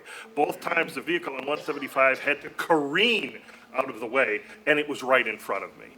So this, to me, is critical, which means I am absolutely in support of this. I think that the eventuality of County Road W becoming fixed, if you will, and I love the fact that Scott brought along those pictures from 1970 or 1982 or whatever, and you could see the difference, and like you said, heavy lifting was done. I believe that will happen, but I don't know that it should happen now. Okay, if it happens in 2026 or 2031, I honestly believe it is an eventuality, but I also believe in compromise. However, if there is no compromise, I will vote for the whole bill, okay, or the whole ordinance, whatever we're calling it, as regards to this. But I am first looking at passing this particular amendment, which I think addresses it. The reason is, regardless, we have to fix S, and if the only way I can fix S is to get W thrown in, then that's what's going to happen. But so I urge everybody to vote yes on this amendment, so we're only voting on S, just so you know where I'm coming from. Thank you. Thank you. I'm going to let Supervisor Krebs, I'm going to let somebody who hasn't spoke yet, then I'll come back to you. Supervisor Gurath. Can you hear me? Yep. Okay, I'm new at this. In looking at the map, when it was up on the screen, and when I took a look at it again, which I hadn't noticed earlier, the extension, the 83 extension that you're talking about eliminating, I saw right then that what the problem would be if we didn't do the W extension, and getting rid of that, as far as maybe safety, probably, efficiency for sure. So what I'm thinking is we might consider keeping that 83 extension, but making that a four-way stop and putting in rumble strips, to at least get drivers' attention, more of their attention for that intersection, and make sure that they stop as a way of providing more safety without eliminating the efficiency that it now provides. Okay. Do you want to speak to that? Yeah, the issue I have is coming southbound. There's not really enough room for rumble strips there. We can certainly look at that as an option, but rumble strips have to be a certain footage away from the stop sign itself, but you're also coming over a hill there. So, again, if efficiency is not your problem, we could do a lot of things there. Again, this plan was put together with efficiency and safety in mind, and merging them together and coming to the best plan possible. If efficiency is no longer important to the board, we can look at other options that are maybe out there. We talked about cul-de-sacing earlier and stuff like that. It was just our impression that efficiently, effectively moving vehicles was an important thing to make happen out there. And decreasing one efficiency or a couple, maybe that's not the answer. And to Supervisor Bishop, the DOT did do some low-cost implementation up there, not very effective yet. So that they have done that, just like we did for the intersection plan, some low-cost safety improvements. They just haven't been effective yet. So they're still waiting on results. It's only been like 3 years. Again, you got to use a longer time. So, yeah. Thank you. Supervisor Mary. Thank you, Mr. Chairman. My thoughts on this, if we decide to close the intersection at S, traffic headed toward Hartford will be rerouted to the intersection of 175 and K in St. Lawrence. That intersection is not a squared intersection, and all the properties at the intersection are currently in the right-of-way of Highway 175. How long before the state determines that the traffic flow through that intersection will demand a reconstruction, which will likely include a squaring of the intersection so all traffic will be at right angles? This means all the properties currently abutting the roadway there, with the exception of the church, will be torn down, basically gutting St. Lawrence. Just your thought, considered, you haven't talked about what are they gonna do during the construction with S, and how many habits are gonna get changed, they're gonna go through St. Lawrence. Thank you, sir. Thank you. Supervisor Gundram. Speaking to keeping that section of 83 from 175 to S, you have to get rid of that, because what that'll do is the traffic will have to go down to 175 instead of having the double decision of either or. You stop the traffic, and then it also becomes only a three-way stop there. At S, there's only three ways you can go. You can go S, or you can go 83 south. You won't have the option to go out to 175. So absolutely, that needs a fix. I drive that all the time. I drove for 4 years from Slinger out to Highway 33 to work. And I often went to Hartford on my way home or came from Hartford. That is a really bad intersection, no doubt about it. Something needs to be done there to fix that. Now, I'm thinking this is not a very safe option, but I'll probably vote for this if that's the only option out there. But I see, to me, it should be all or none. But if the only way we can get something done here is to vote for this amendment, I'll vote for that amendment. Thank you. Supervisor Hartwig. Okay, wait a minute. You need to unmute, Bob. There you go. No. Unmute. Off mute? There you are. Okay. Nice and loud. Okay, thank you, Mr. Chairman. I've been listening to a lot of things here, and I agree with Supervisor Bishop. I think we should take care of the intersection on S and 175. And at this time, I think we need to consider the three family farms that could get cut through. The big reason for it, I think it's a waste of time sending them all down Highway W to 33, because I think it's going to create a lot more problems down there by the feed mill and that equipment dealer. So I think the best result is vote yes on the amendment and not wipe out the W idea for this time. Thank you. Thank you. Sorry, Supervisor Krebs. Thank you, Mr. Chairman. Couple bullet points to start with of things I've heard that I want to address. 83 north of S, that needs to be kept in this amendment, and that needs to be vacated.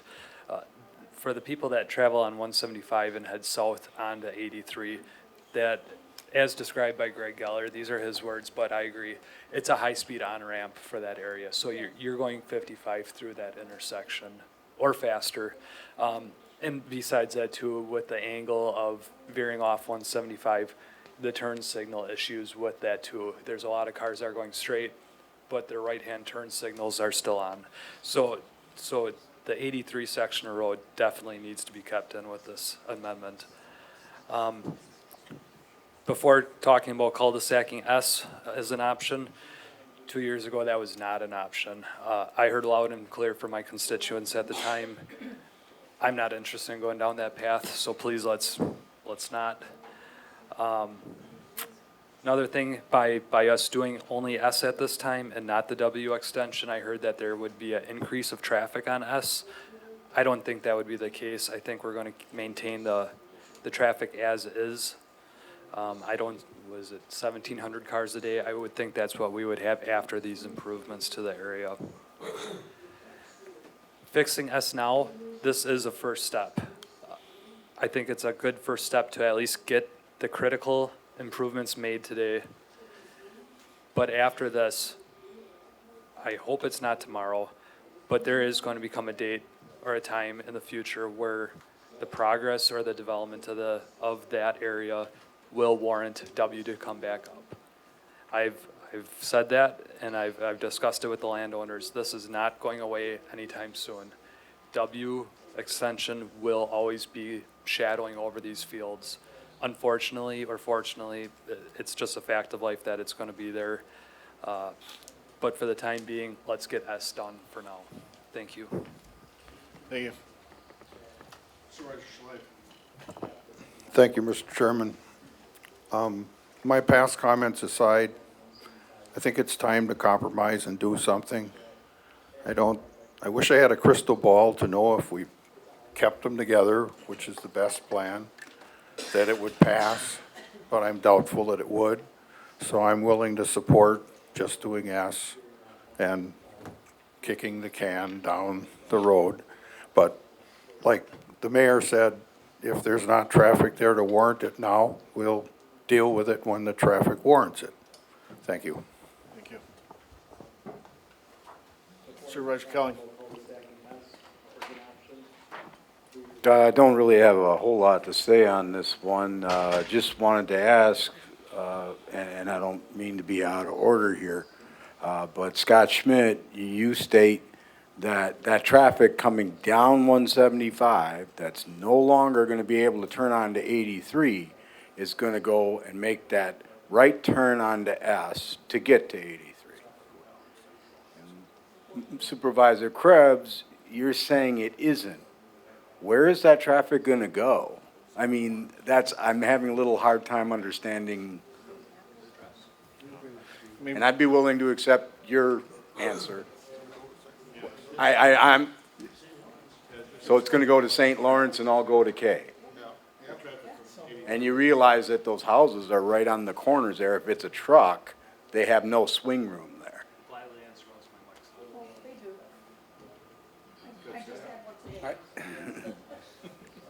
All right. So up on the screen is that area again. What Supervisor Krebs is saying, so right now you'll see the red X's are deleting the roadway, vacating that portion of the roadway. So yes, the traffic that's heading south on 175 would come, make that obtuse angle coming onto the here, right? Free movement here, coming here. If we have S being a free movement, now they've got a cross traffic that's not stopping, right? Or we can put stop signs there. Again, if you're not worried about efficiency, we can put a three-way stop there, right? And stop everyone everywhere in the county and not let them go through. So we could certainly look at that as a three-way stop again. But also, more importantly, as I stressed earlier, the people that are coming back north, they have to stop, make a right-hand turn. They're at this intersection. Still have to look, not a perfect intersection, again, not 90, not great sight lines looking south, and get out into traffic, and someone might be coming over the top of that hill on them pretty quick. Not a lot of people make that turning movement right now. Not many people come out to S and go left because they're turning left onto, you do? Every time I come to this meeting. So you come out, hold on. So you come up this road, take a right turn, then go back up on 175? No, you go across. You'll go across S, right? So not many people are coming up 83, take a right turn just to go up this way besides probably these homes that are right here, right? I'm assuming you stay on 83 till you get to 175. Nope. I agree. I do the same thing. You don't? Yep. Nope. You will take 83 north, take a right turn, and then go back north on 175? Guilty as charged. Give me a ticket. Quick question, Scott. Now, why would you do that? I like the view. Scott, a quick question. I got no reason to make this up. Oh, I didn't say you would. There are people that actually do use 83, correct? We have Yes. 1,200 or so cars There's going like through there? 900 vehicles a Okay. day that are using this that now will be forced to follow Tim when he's driving. Right. So we're going to have about 2,500 roughly cars that'll use that intersection at S and 175 daily? Yes, so Okay. you're pushing the traffic to an intersection that is limited sight distance.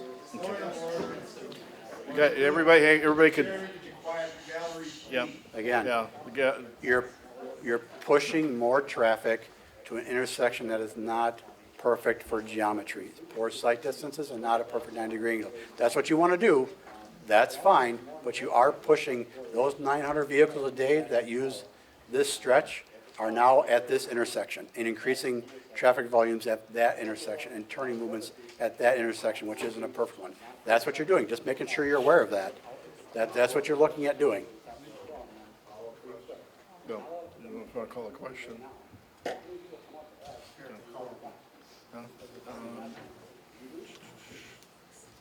Supervisor Smisek, I'd like to call the question on the amendment.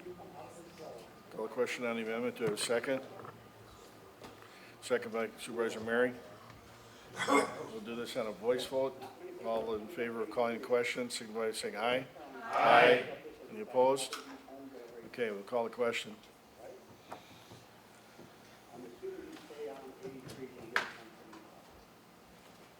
You ready? Yeah, read it again. If you have it, it's kind of convoluted though. Okay. Yeah.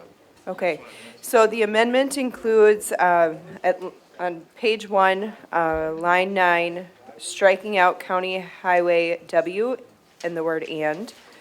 And then down to line 26, striking out the extension of County Highway W between State Highway 175 and State Highway 83, along with the realignment of, on line 27. And then line 34, striking 2,550,000 and adding 500,000. Line 35, striking the extension of County Highway W between State Highway 175 and State Highway 83 and the word "and." Line 36, striking the S on projects and adding "and the vacating of State Highway 83 roadway north of County Highway S." Line 41, striking 2,550,000 and adding 500,000. And that's all. Is everyone clear? Okay, we'll vote on this, well, wait a sec, we'll vote on the amendment. Okay.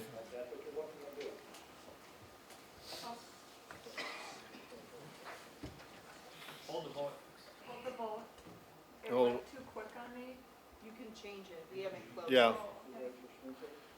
Thank you. Okay.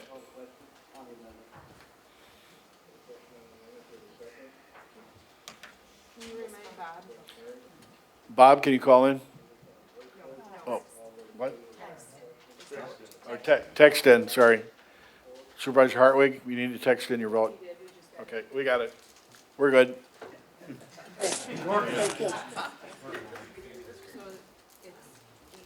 All right, passes 18-6. Or 20-6. Okay, all right, we'll go back to the Resolution 11. It's already been, is there any further discussion? Seeing none, Supervisor Bossert. So, to be clear, I finally actually get to speak to the resolution and not an amendment, Yep. right? Let's look at the resolution. As amended. Okay, so I think this is the wrong compromise. I think it makes it more dangerous. We're funneling more cars to that intersection of S and 175. And, you know, yeah, we're gonna adjust the angles a bit, but the sight lines aren't gonna be good. Scott is our highway commissioner. He's our safety expert. The Traffic Safety Commission is our safety experts. The Traffic Safety Commission agreed with the resolution as it was originally put in the packet. I think this is the wrong compromise. I think we're going backwards here. Yeah, we improve S, but we also funnel more cars to it. And, you know, granted, Supervisor Krieger-Gundrum and Supervisor Mahalik decide to take a right turn onto S and then a left turn on the 175 and go up to 33 and then through Allenton on 33 rather than Highway W. Okay, they do that right now. But we're going to put another 900 cars making that left turn on an intersection with poor sight lines. And just so I know, what ability do we have on our own to change 175? I think I know the answer, but, you know, if we wanted to bring down that hill, can we just do that on our own? No, it's a state highway, they would have to do that. The state would have to do that. We can't make changes to 175. It would just be like us doing a town road or something like that. Yep, so all we can do is change S so it approaches at a better angle. Those sight lines aren't gonna get better, the speed limit's not gonna go down. Where at W, it's a lower speed, better sight lines. I think this was the wrong compromise, and I can't in good conscience vote for the new resolution as it's proposed. Thank you. Supervisor Mahalik. So, the supervisor would then leave the very bad angles, which we would hope to correct to as close to 90, said 70 or so as we can, rather than do, make sure that we have some type of a fix. I guess I totally disagree with that. My point was to make sure that those angles would change enough to make a difference. I agree with Supervisor Krebs in the fact that I don't know that you can automatically, yeah, I know, please write this date down.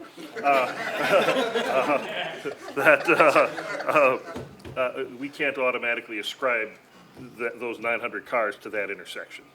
That I think that there would be a number of people, we did a really nice job on K, or I should say you did a really nice job on K, and I think that you would see a lot of people go down and just turn on K rather than taking the S route. So taking every one of those vehicles and putting them on S, I think is a little bit more hyperbole in order to make a point, and I disagree with it. So I would urge you to vote for this. It does make the most sense. It is something I'm eminently familiar with, obviously very concerned, which is why I think that W eventually is going to go through as Hartford continues to grow. That may be 5 or more years out. I'm guessing it will be. So this really is the proper first step, and it would be a shame to see this thing go down and maintain those very bad angles on a very dangerous intersection because it was a compromise that, a few people didn't want. I think that's a mistake.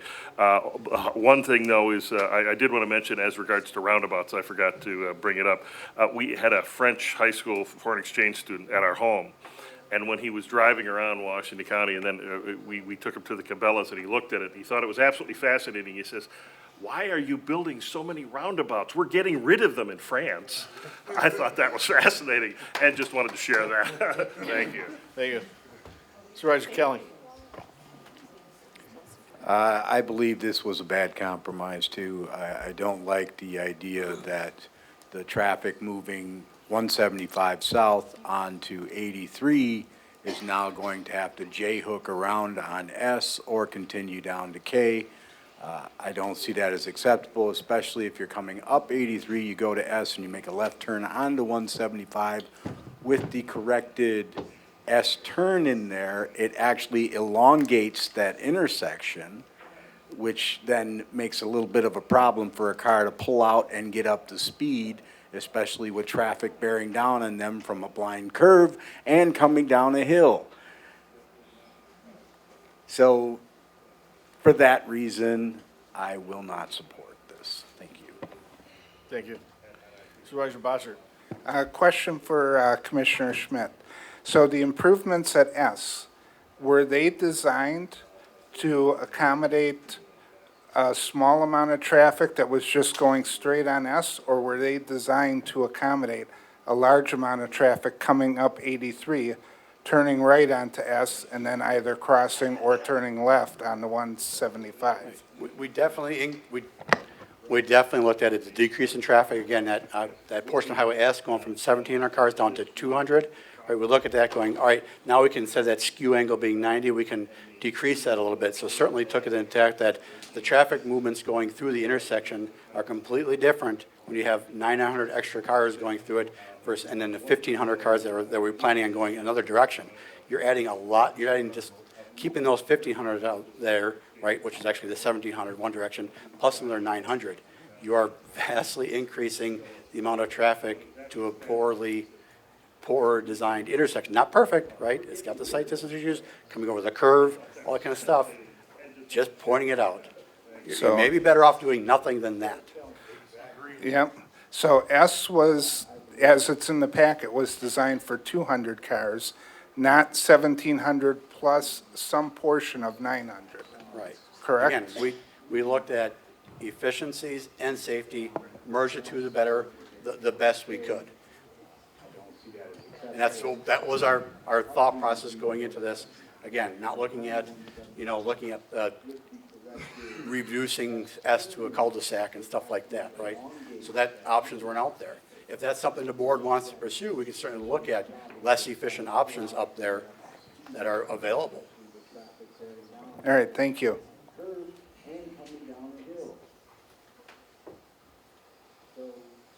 Supervisor Marquardt. Thank you, Mr. Chairman. I would just like to say thank you to the supervisors who supported this. I disagree that this is not a proper compromise. It is an incremental step. The amount of traffic that's going through that general intersection, whether it be one leg or multiple legs of it, the way it's laid out now, is not really going to change. And eventually, I agree, down the road, I can see this, extension probably being needed, but why do it ahead of time? I mean, if you want to argue about ultimate safety and things like that, why not make that intersection an overpass over 175 right away and keep it from being an intersection at all? I mean, we take steps as the area develops and the traffic counts increase, and I think this is a logical partial step. Thank you. Thank you. Supervisor Gunner. I think, though, I agree. I think what you're missing, Chris, is a lot of the traffic is going to turn from 83 onto K and then up to 175. Well, they're probably doing that already. I like the W option. It's a preference, seriously. I prefer the same option that Tim uses. I go up to S, and then I go over to W, into Allenton, and then over to West Bend, if I'm coming from Hartford. But I'm suspecting that a large portion of those 900 vehicles are going to turn at K, because you have no idea how really a short a space that is between 83 and 175. The trucks are going to choose whatever is best for them, and they're probably going to go out to 41. Bingo. And then they're going to go north or south. Nobody likes the Highway 175 option. That whole section in there is difficult to drive. It's a nice little rural area. It isn't the option that trucks will take. They're going to go K to 41, and then they're going to decide, are they going to get to 33 that way? And that is going to be their quickest way.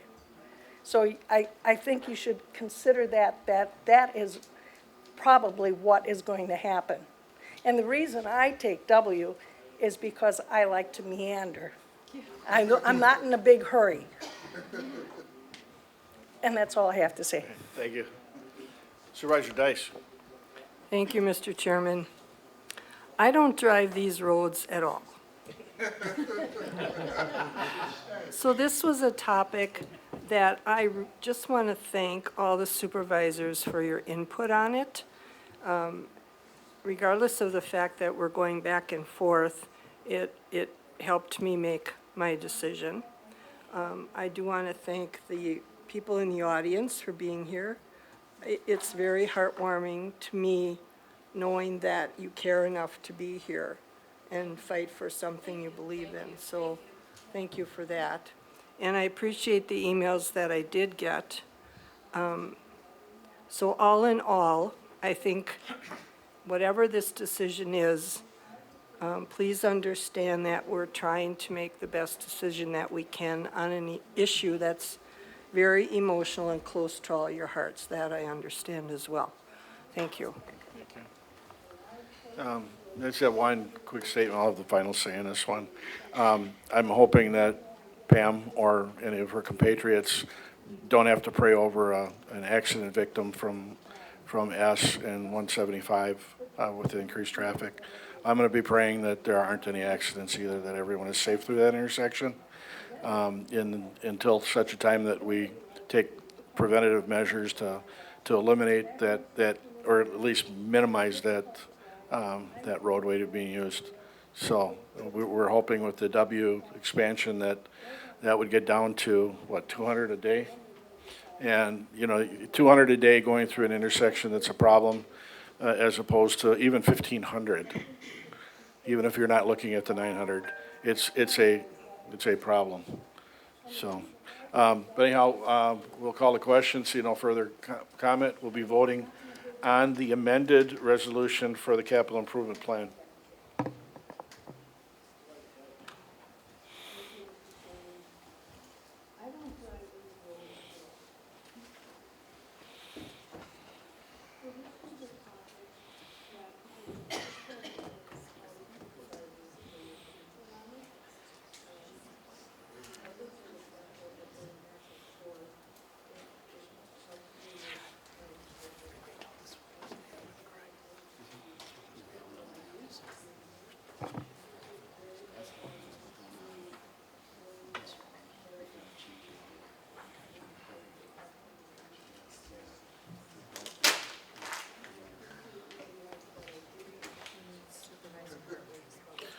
Supervisor Hartwig, could you vote, please? Text in.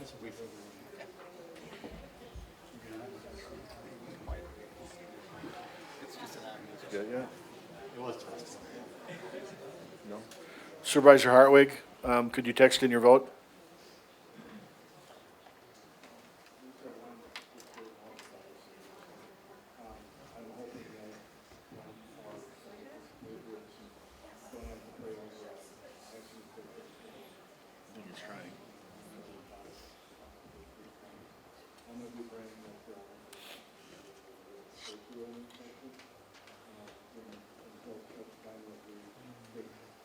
Please, if we could hold down the noise from the crowd, please, it'd be great.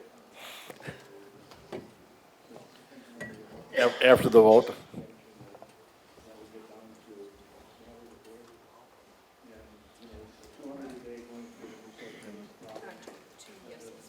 Motion passes 22-4.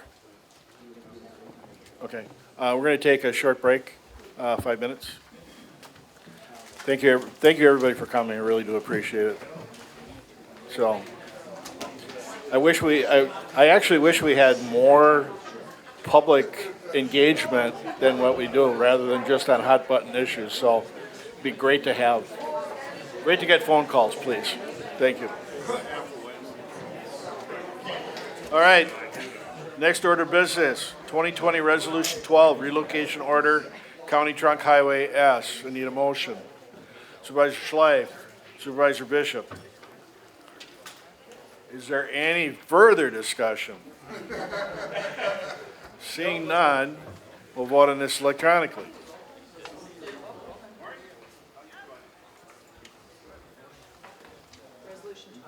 I called the meeting to order like 4 minutes ago.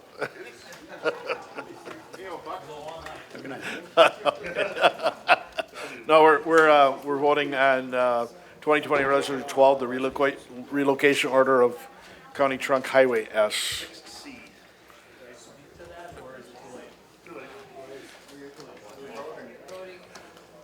You really want to speak to it? Yeah. Seriously? Okay. Okay. Go ahead. You're on. Thank you, and I will make it quick and to the point. Talking microphone so we hear you. Thank you, I will make it quick. But before we approve the relocation order, now that we have direction from the board that Highway S is the preferred or the only option at this point that we want to pursue immediately, I think this should be tabled, and I think that the Public Works Committee should reevaluate and relook at the Highway S design now that the W extension is not a portion of it, to ensure that this is the proper design that they would like to move forward with. Is there a second? No. There's no motion to table. It'd be a motion to refer back to committee. I'm sorry, what? Motion to refer back to committee. That's my Table first. The table would effectively kill it. No, table it, postpones it to later in this meeting. Okay. All right. Is there a second?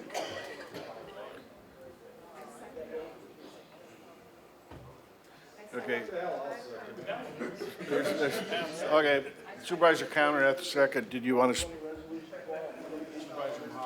Thank you very much. I am assuming, and correct me if I'm wrong, this body does not do specifics, that we set policy and you do the specifics. That's how it works, which means that we don't have to worry about that. You're going to come up with a design.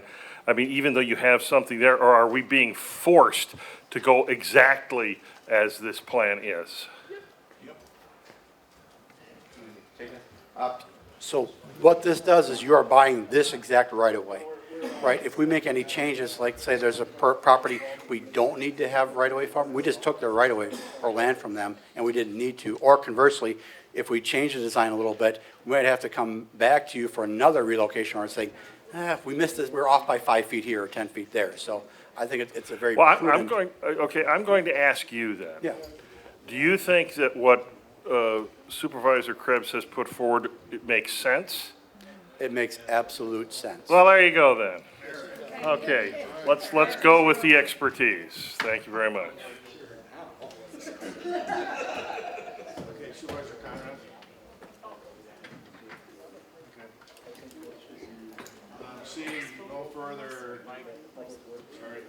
Seeing no further discussion on this, we'll vote all in favor of returning it to committee. We'll vote electronically.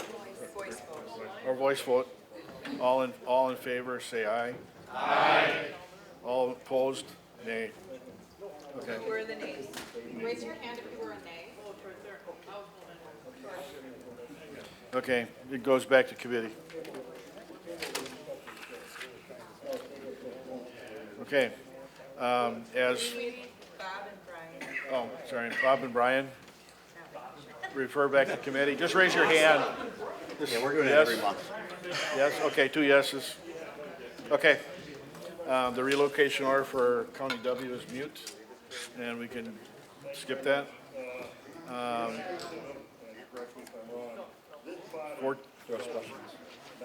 Can we still do W?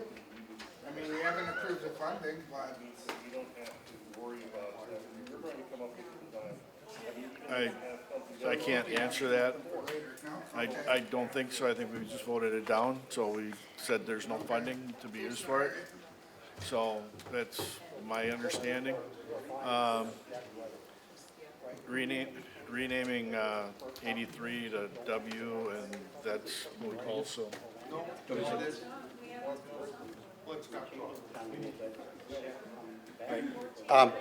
I'm gonna, did you need a motion second first, or can I go ahead?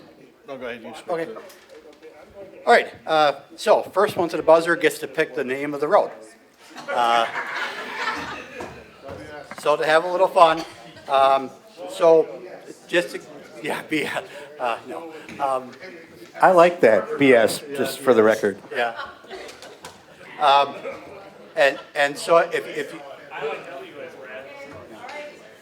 if you look in your packet, we had County Highway W, obviously with this extension, chose WS going north of that because it was between W and S. No other logic but that. With this being its own highway for now, having SW and SW all in the same location might not be the best, because when people say, where do you live? SW, S, or W might not be best. In your packet report, and potentially up on the screen in a second, are some lettered options that are available to you.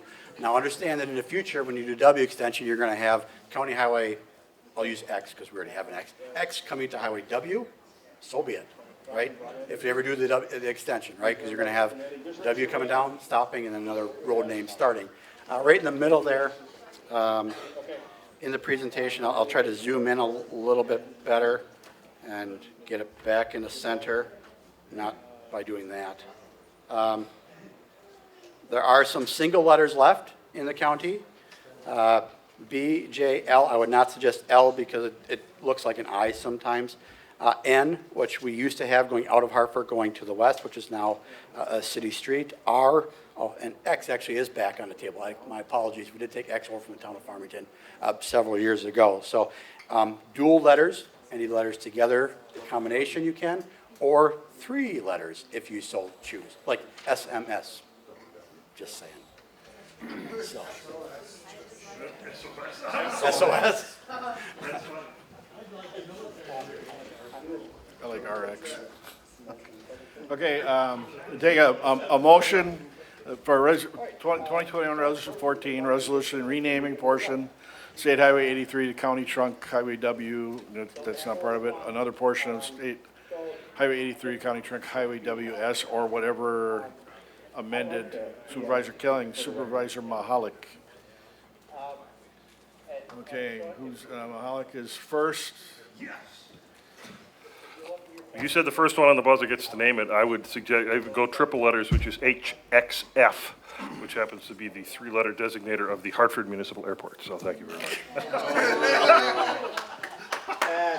Oh, okay. All right. Bump. Supervisor Schleif. I'll put X hat in the ring. X, okay. Supervisor Krebs. Are we still taking offers on names? Sure. I would offer to rename Highway 80W, or Highway 83W. Gotta be letters. County Road. So the issue we have with W is that when you get towards the Geller Farm where the split was going to happen, if you continue W north, the same addresses could attach onto the other part of Highway W because they parallel each other. I can go back to, let me grab this screen here quick.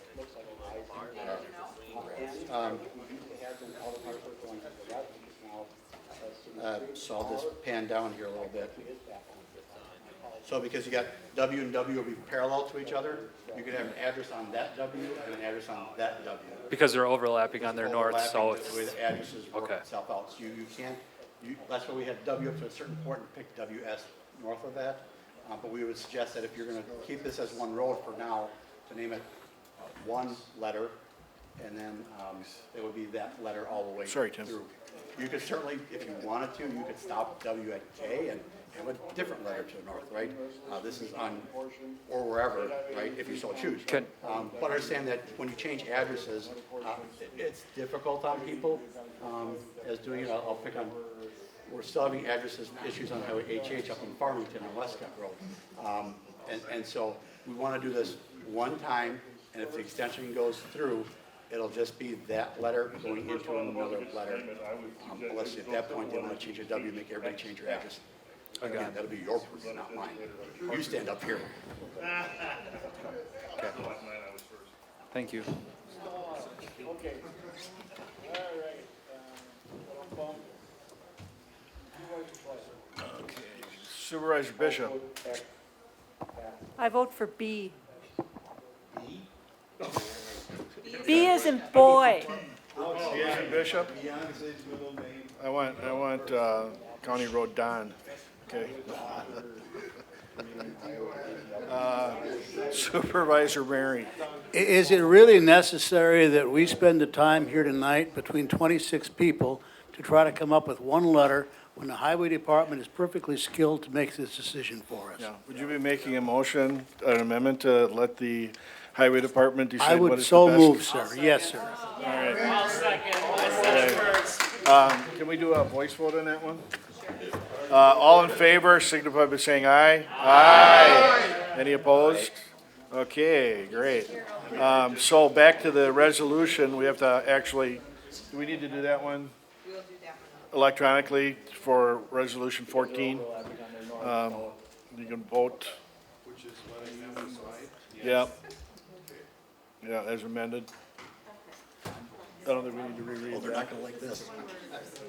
Are we ready? I'm going to let this power go to my head. Okay, ready? All right. Okay.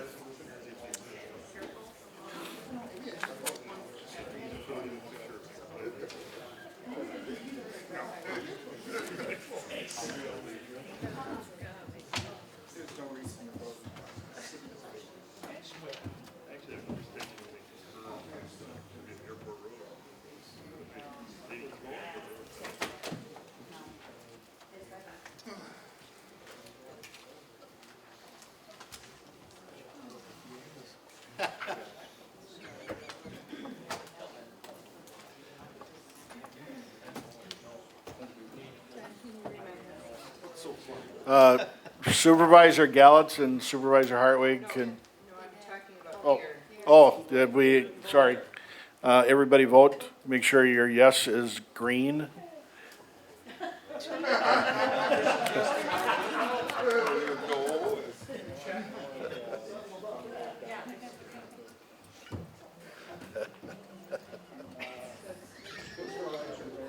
Not that I.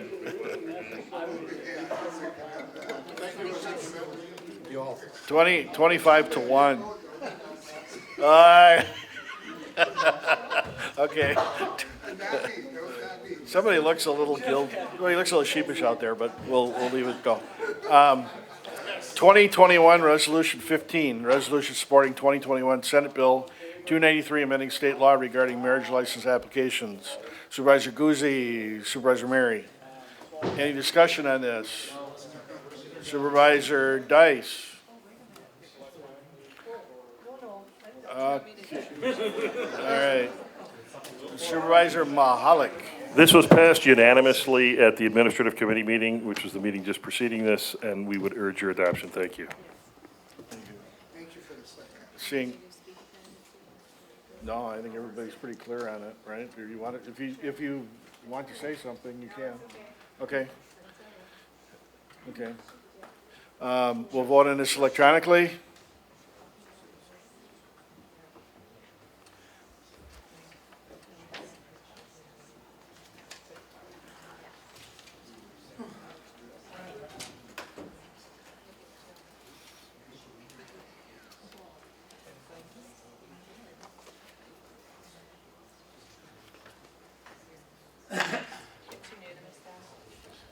Passes unanimously.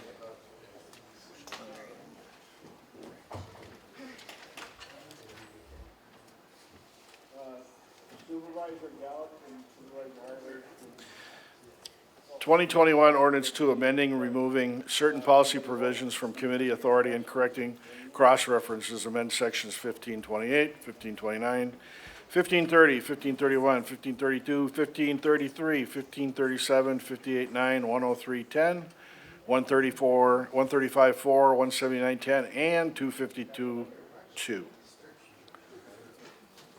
Supervisor Schleif, Supervisor Dice. 25 to 1.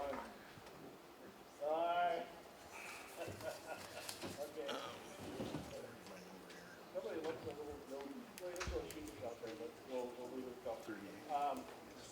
2021 Resolution 15, resolution supporting 2021 Senate Bill 293, amending state law regarding marriage license. I know. Supervisor Guzzi. Really retaining. Supervisor Dice.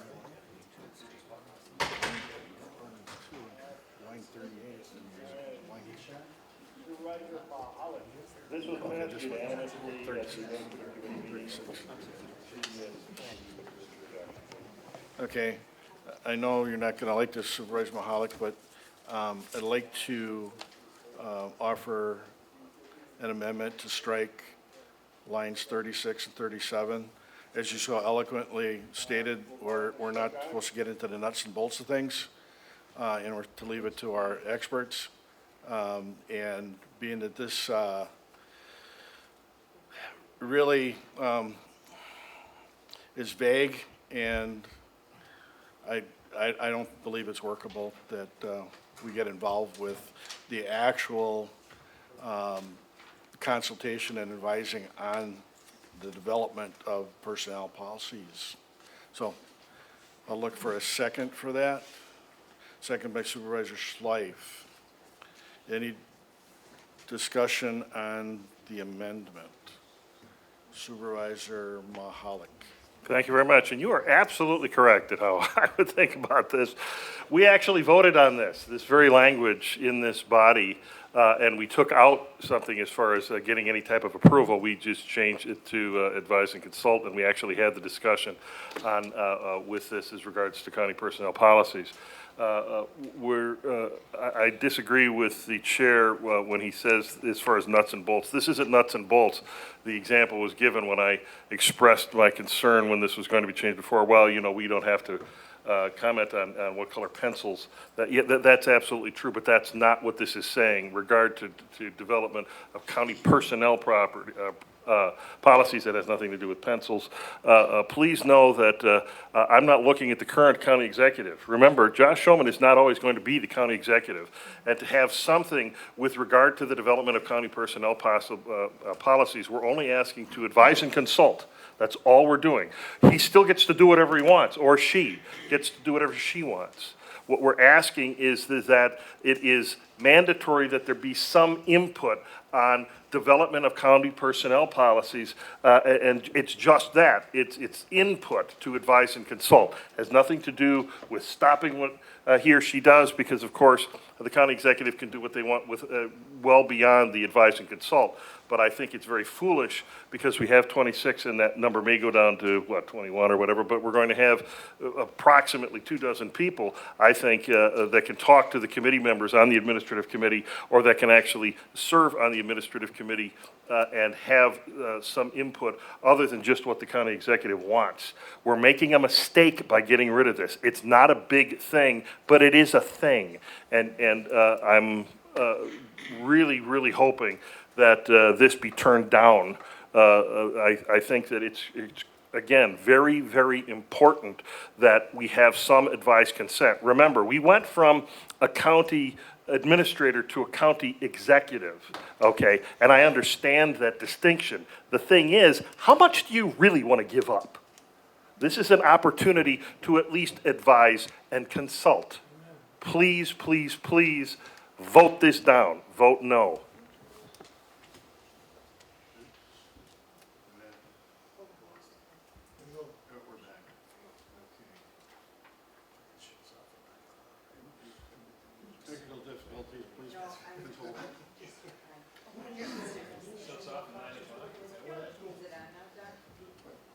Yeah, we're on now. Okay, Supervisor Schleif. Oh, hold on. You on now? Having heard all that and remembering our discussion in executive, I withdraw my second.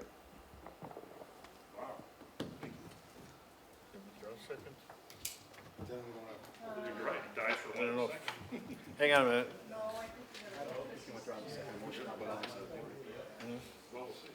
Okay. I can ask for another second. The motion belongs to the board. Can't withdraw the motion now. Okay. The motion belongs to the board once it's made, so he can't withdraw the second. Okay, Supervisor Bossert. I'm just going to chime in that I agree with everything Supervisor Mahalik said, and I encourage everybody to vote against the amendment. Okay, again, the language on this is advise and consult. It is the purview of the executive branch of this government to create that under the administrative. Having us meddle in things that we're not to be meddling in, I guess, is the best way to put it. And besides the fact that we have no real authority to change any personnel policy unless we bring it to the board. So, to me, it just doesn't fit with the policy making board that we are. So. But it's not the board, it's just the administrator. Okay. We're going to vote on the amendment electronically.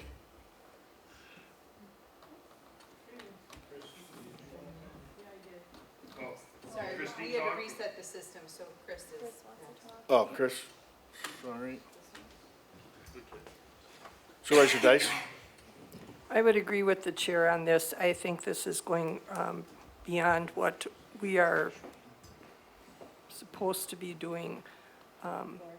Yeah, I mean, on administrative committee, have any of you looked at the whole policy book for the county? I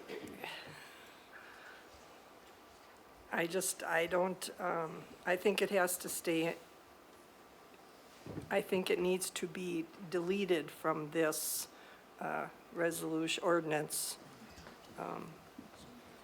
It's just, it's not our role, people. That's my feeling. Thank you. Okay, Supervisor Gunner.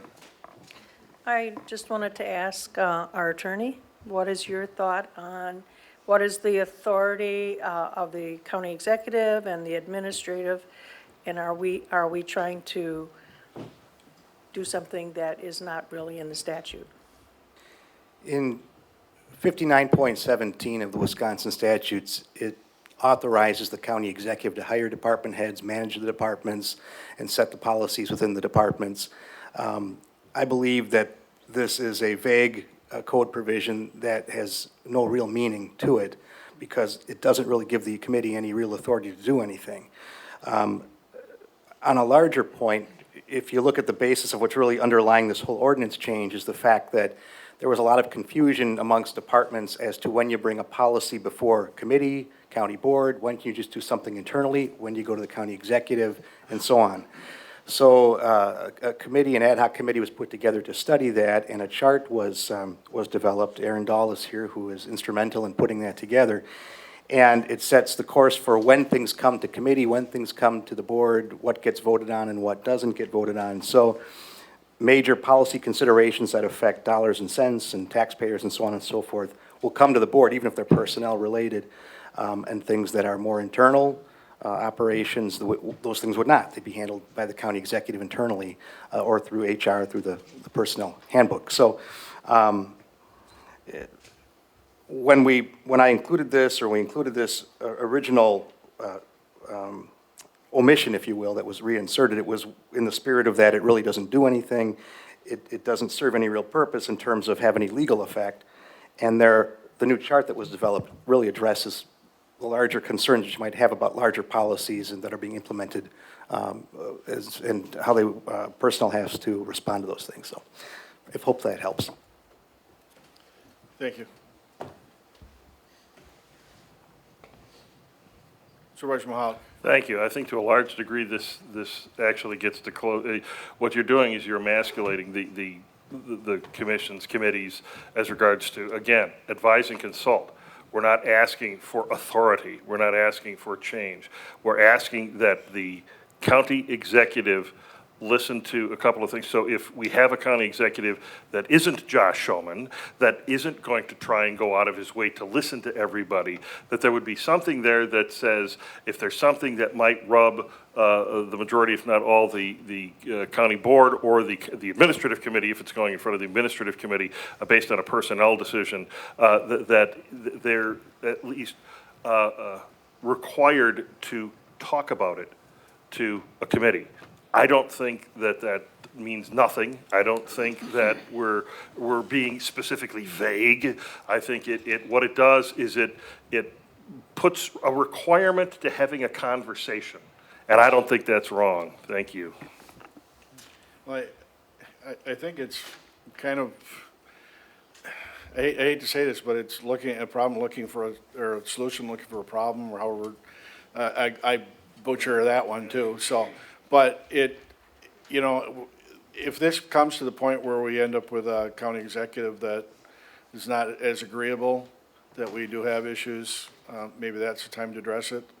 But right now, there is advise and consent on a regular basis with the county executive we have right now. So I just think it's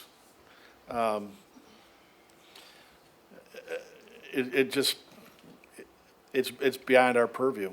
It really is at this point. So, sorry, Supervisor Sorcy. Thank you. Brad, for you.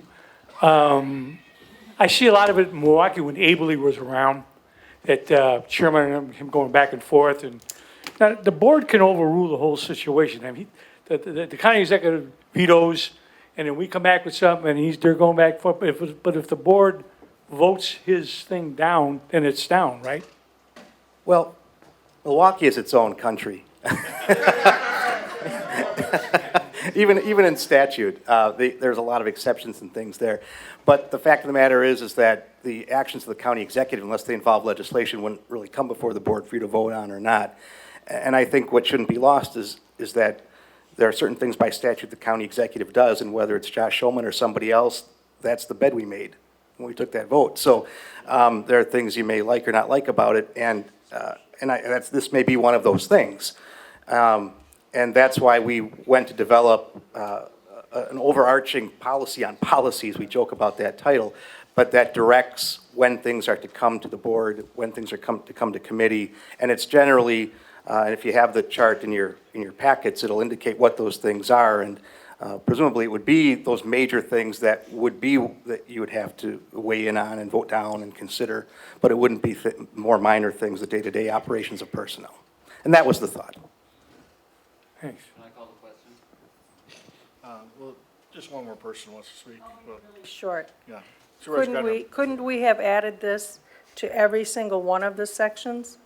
I agree with you, it ought to be removed, because it should either be part of all of the committees, or not at all. And I agree with you, it doesn't belong. It still is going to go to the county for a vote. Thank you. Okay. All right. Seeing there's no further discussion, we'll vote on this amendment electronically.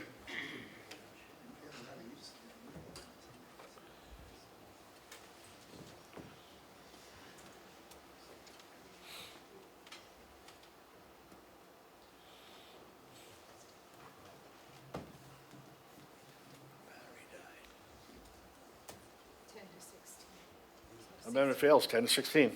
All right. Back to the ordinance. We have a motion and a second. We will vote on that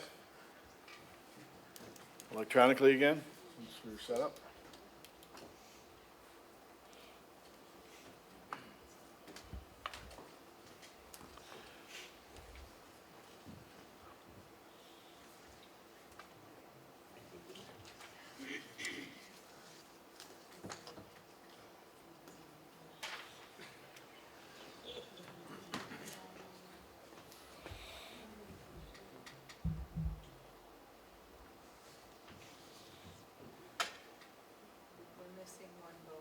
One vote, make sure your red or green light is on.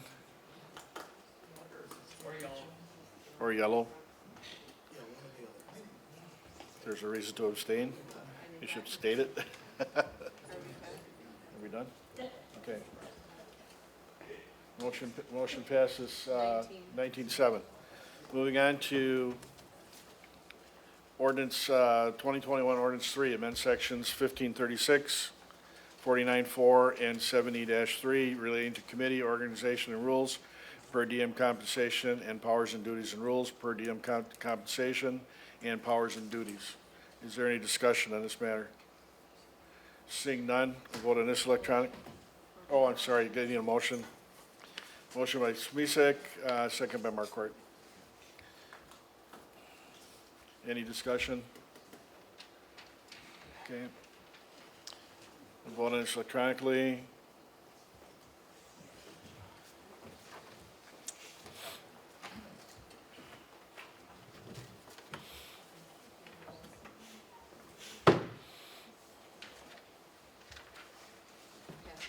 Passes unanimously.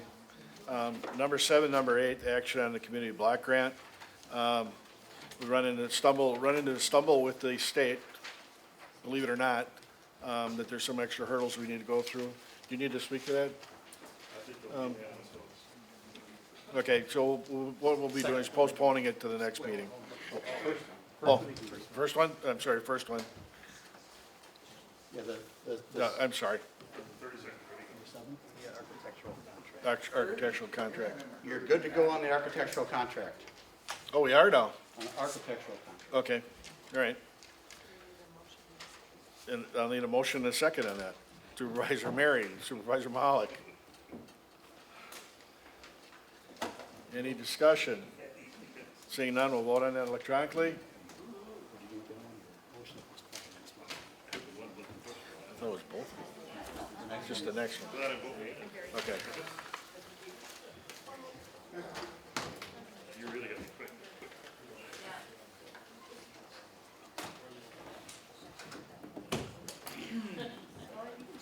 stay up there, you need to talk about it. One of these days. Okay. Passes unanimously.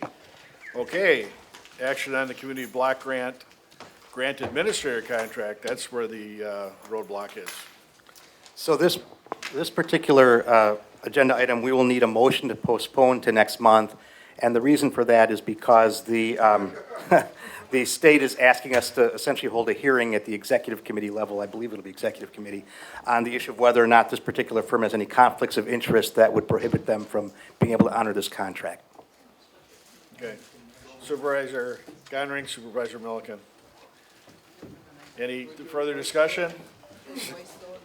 Voice vote, all in favor, signify by saying aye. Aye. Any opposed? Okay. On your desk is the 2021 WC Annual Conference registration. Linda Doro is no longer here. You have to fill this out yourself. Okay, and I saved it to the end so that you're not like me and forget about it. So if you want to go, make sure you do this. Takara will be doing the hotel reservations, so let her know. Turn this in if you're going to go. Oh, the deadline. The deadline is, and it's a hard deadline, please, May 18th. As far as I know, it's in in the Dells. No, it's in lacrosse. It's in lacrosse. Depending upon what lacrosse has, I don't know. Yeah, so you may have to bring your mask. Okay. Next meeting date. Everybody ready to go? Next meeting date. Yeah, ever. Yeah, Wednesday, June 9th, 2021, 6 o'clock p.m. Same bat channel, right? Same bat time. We're adjourned. Thank you.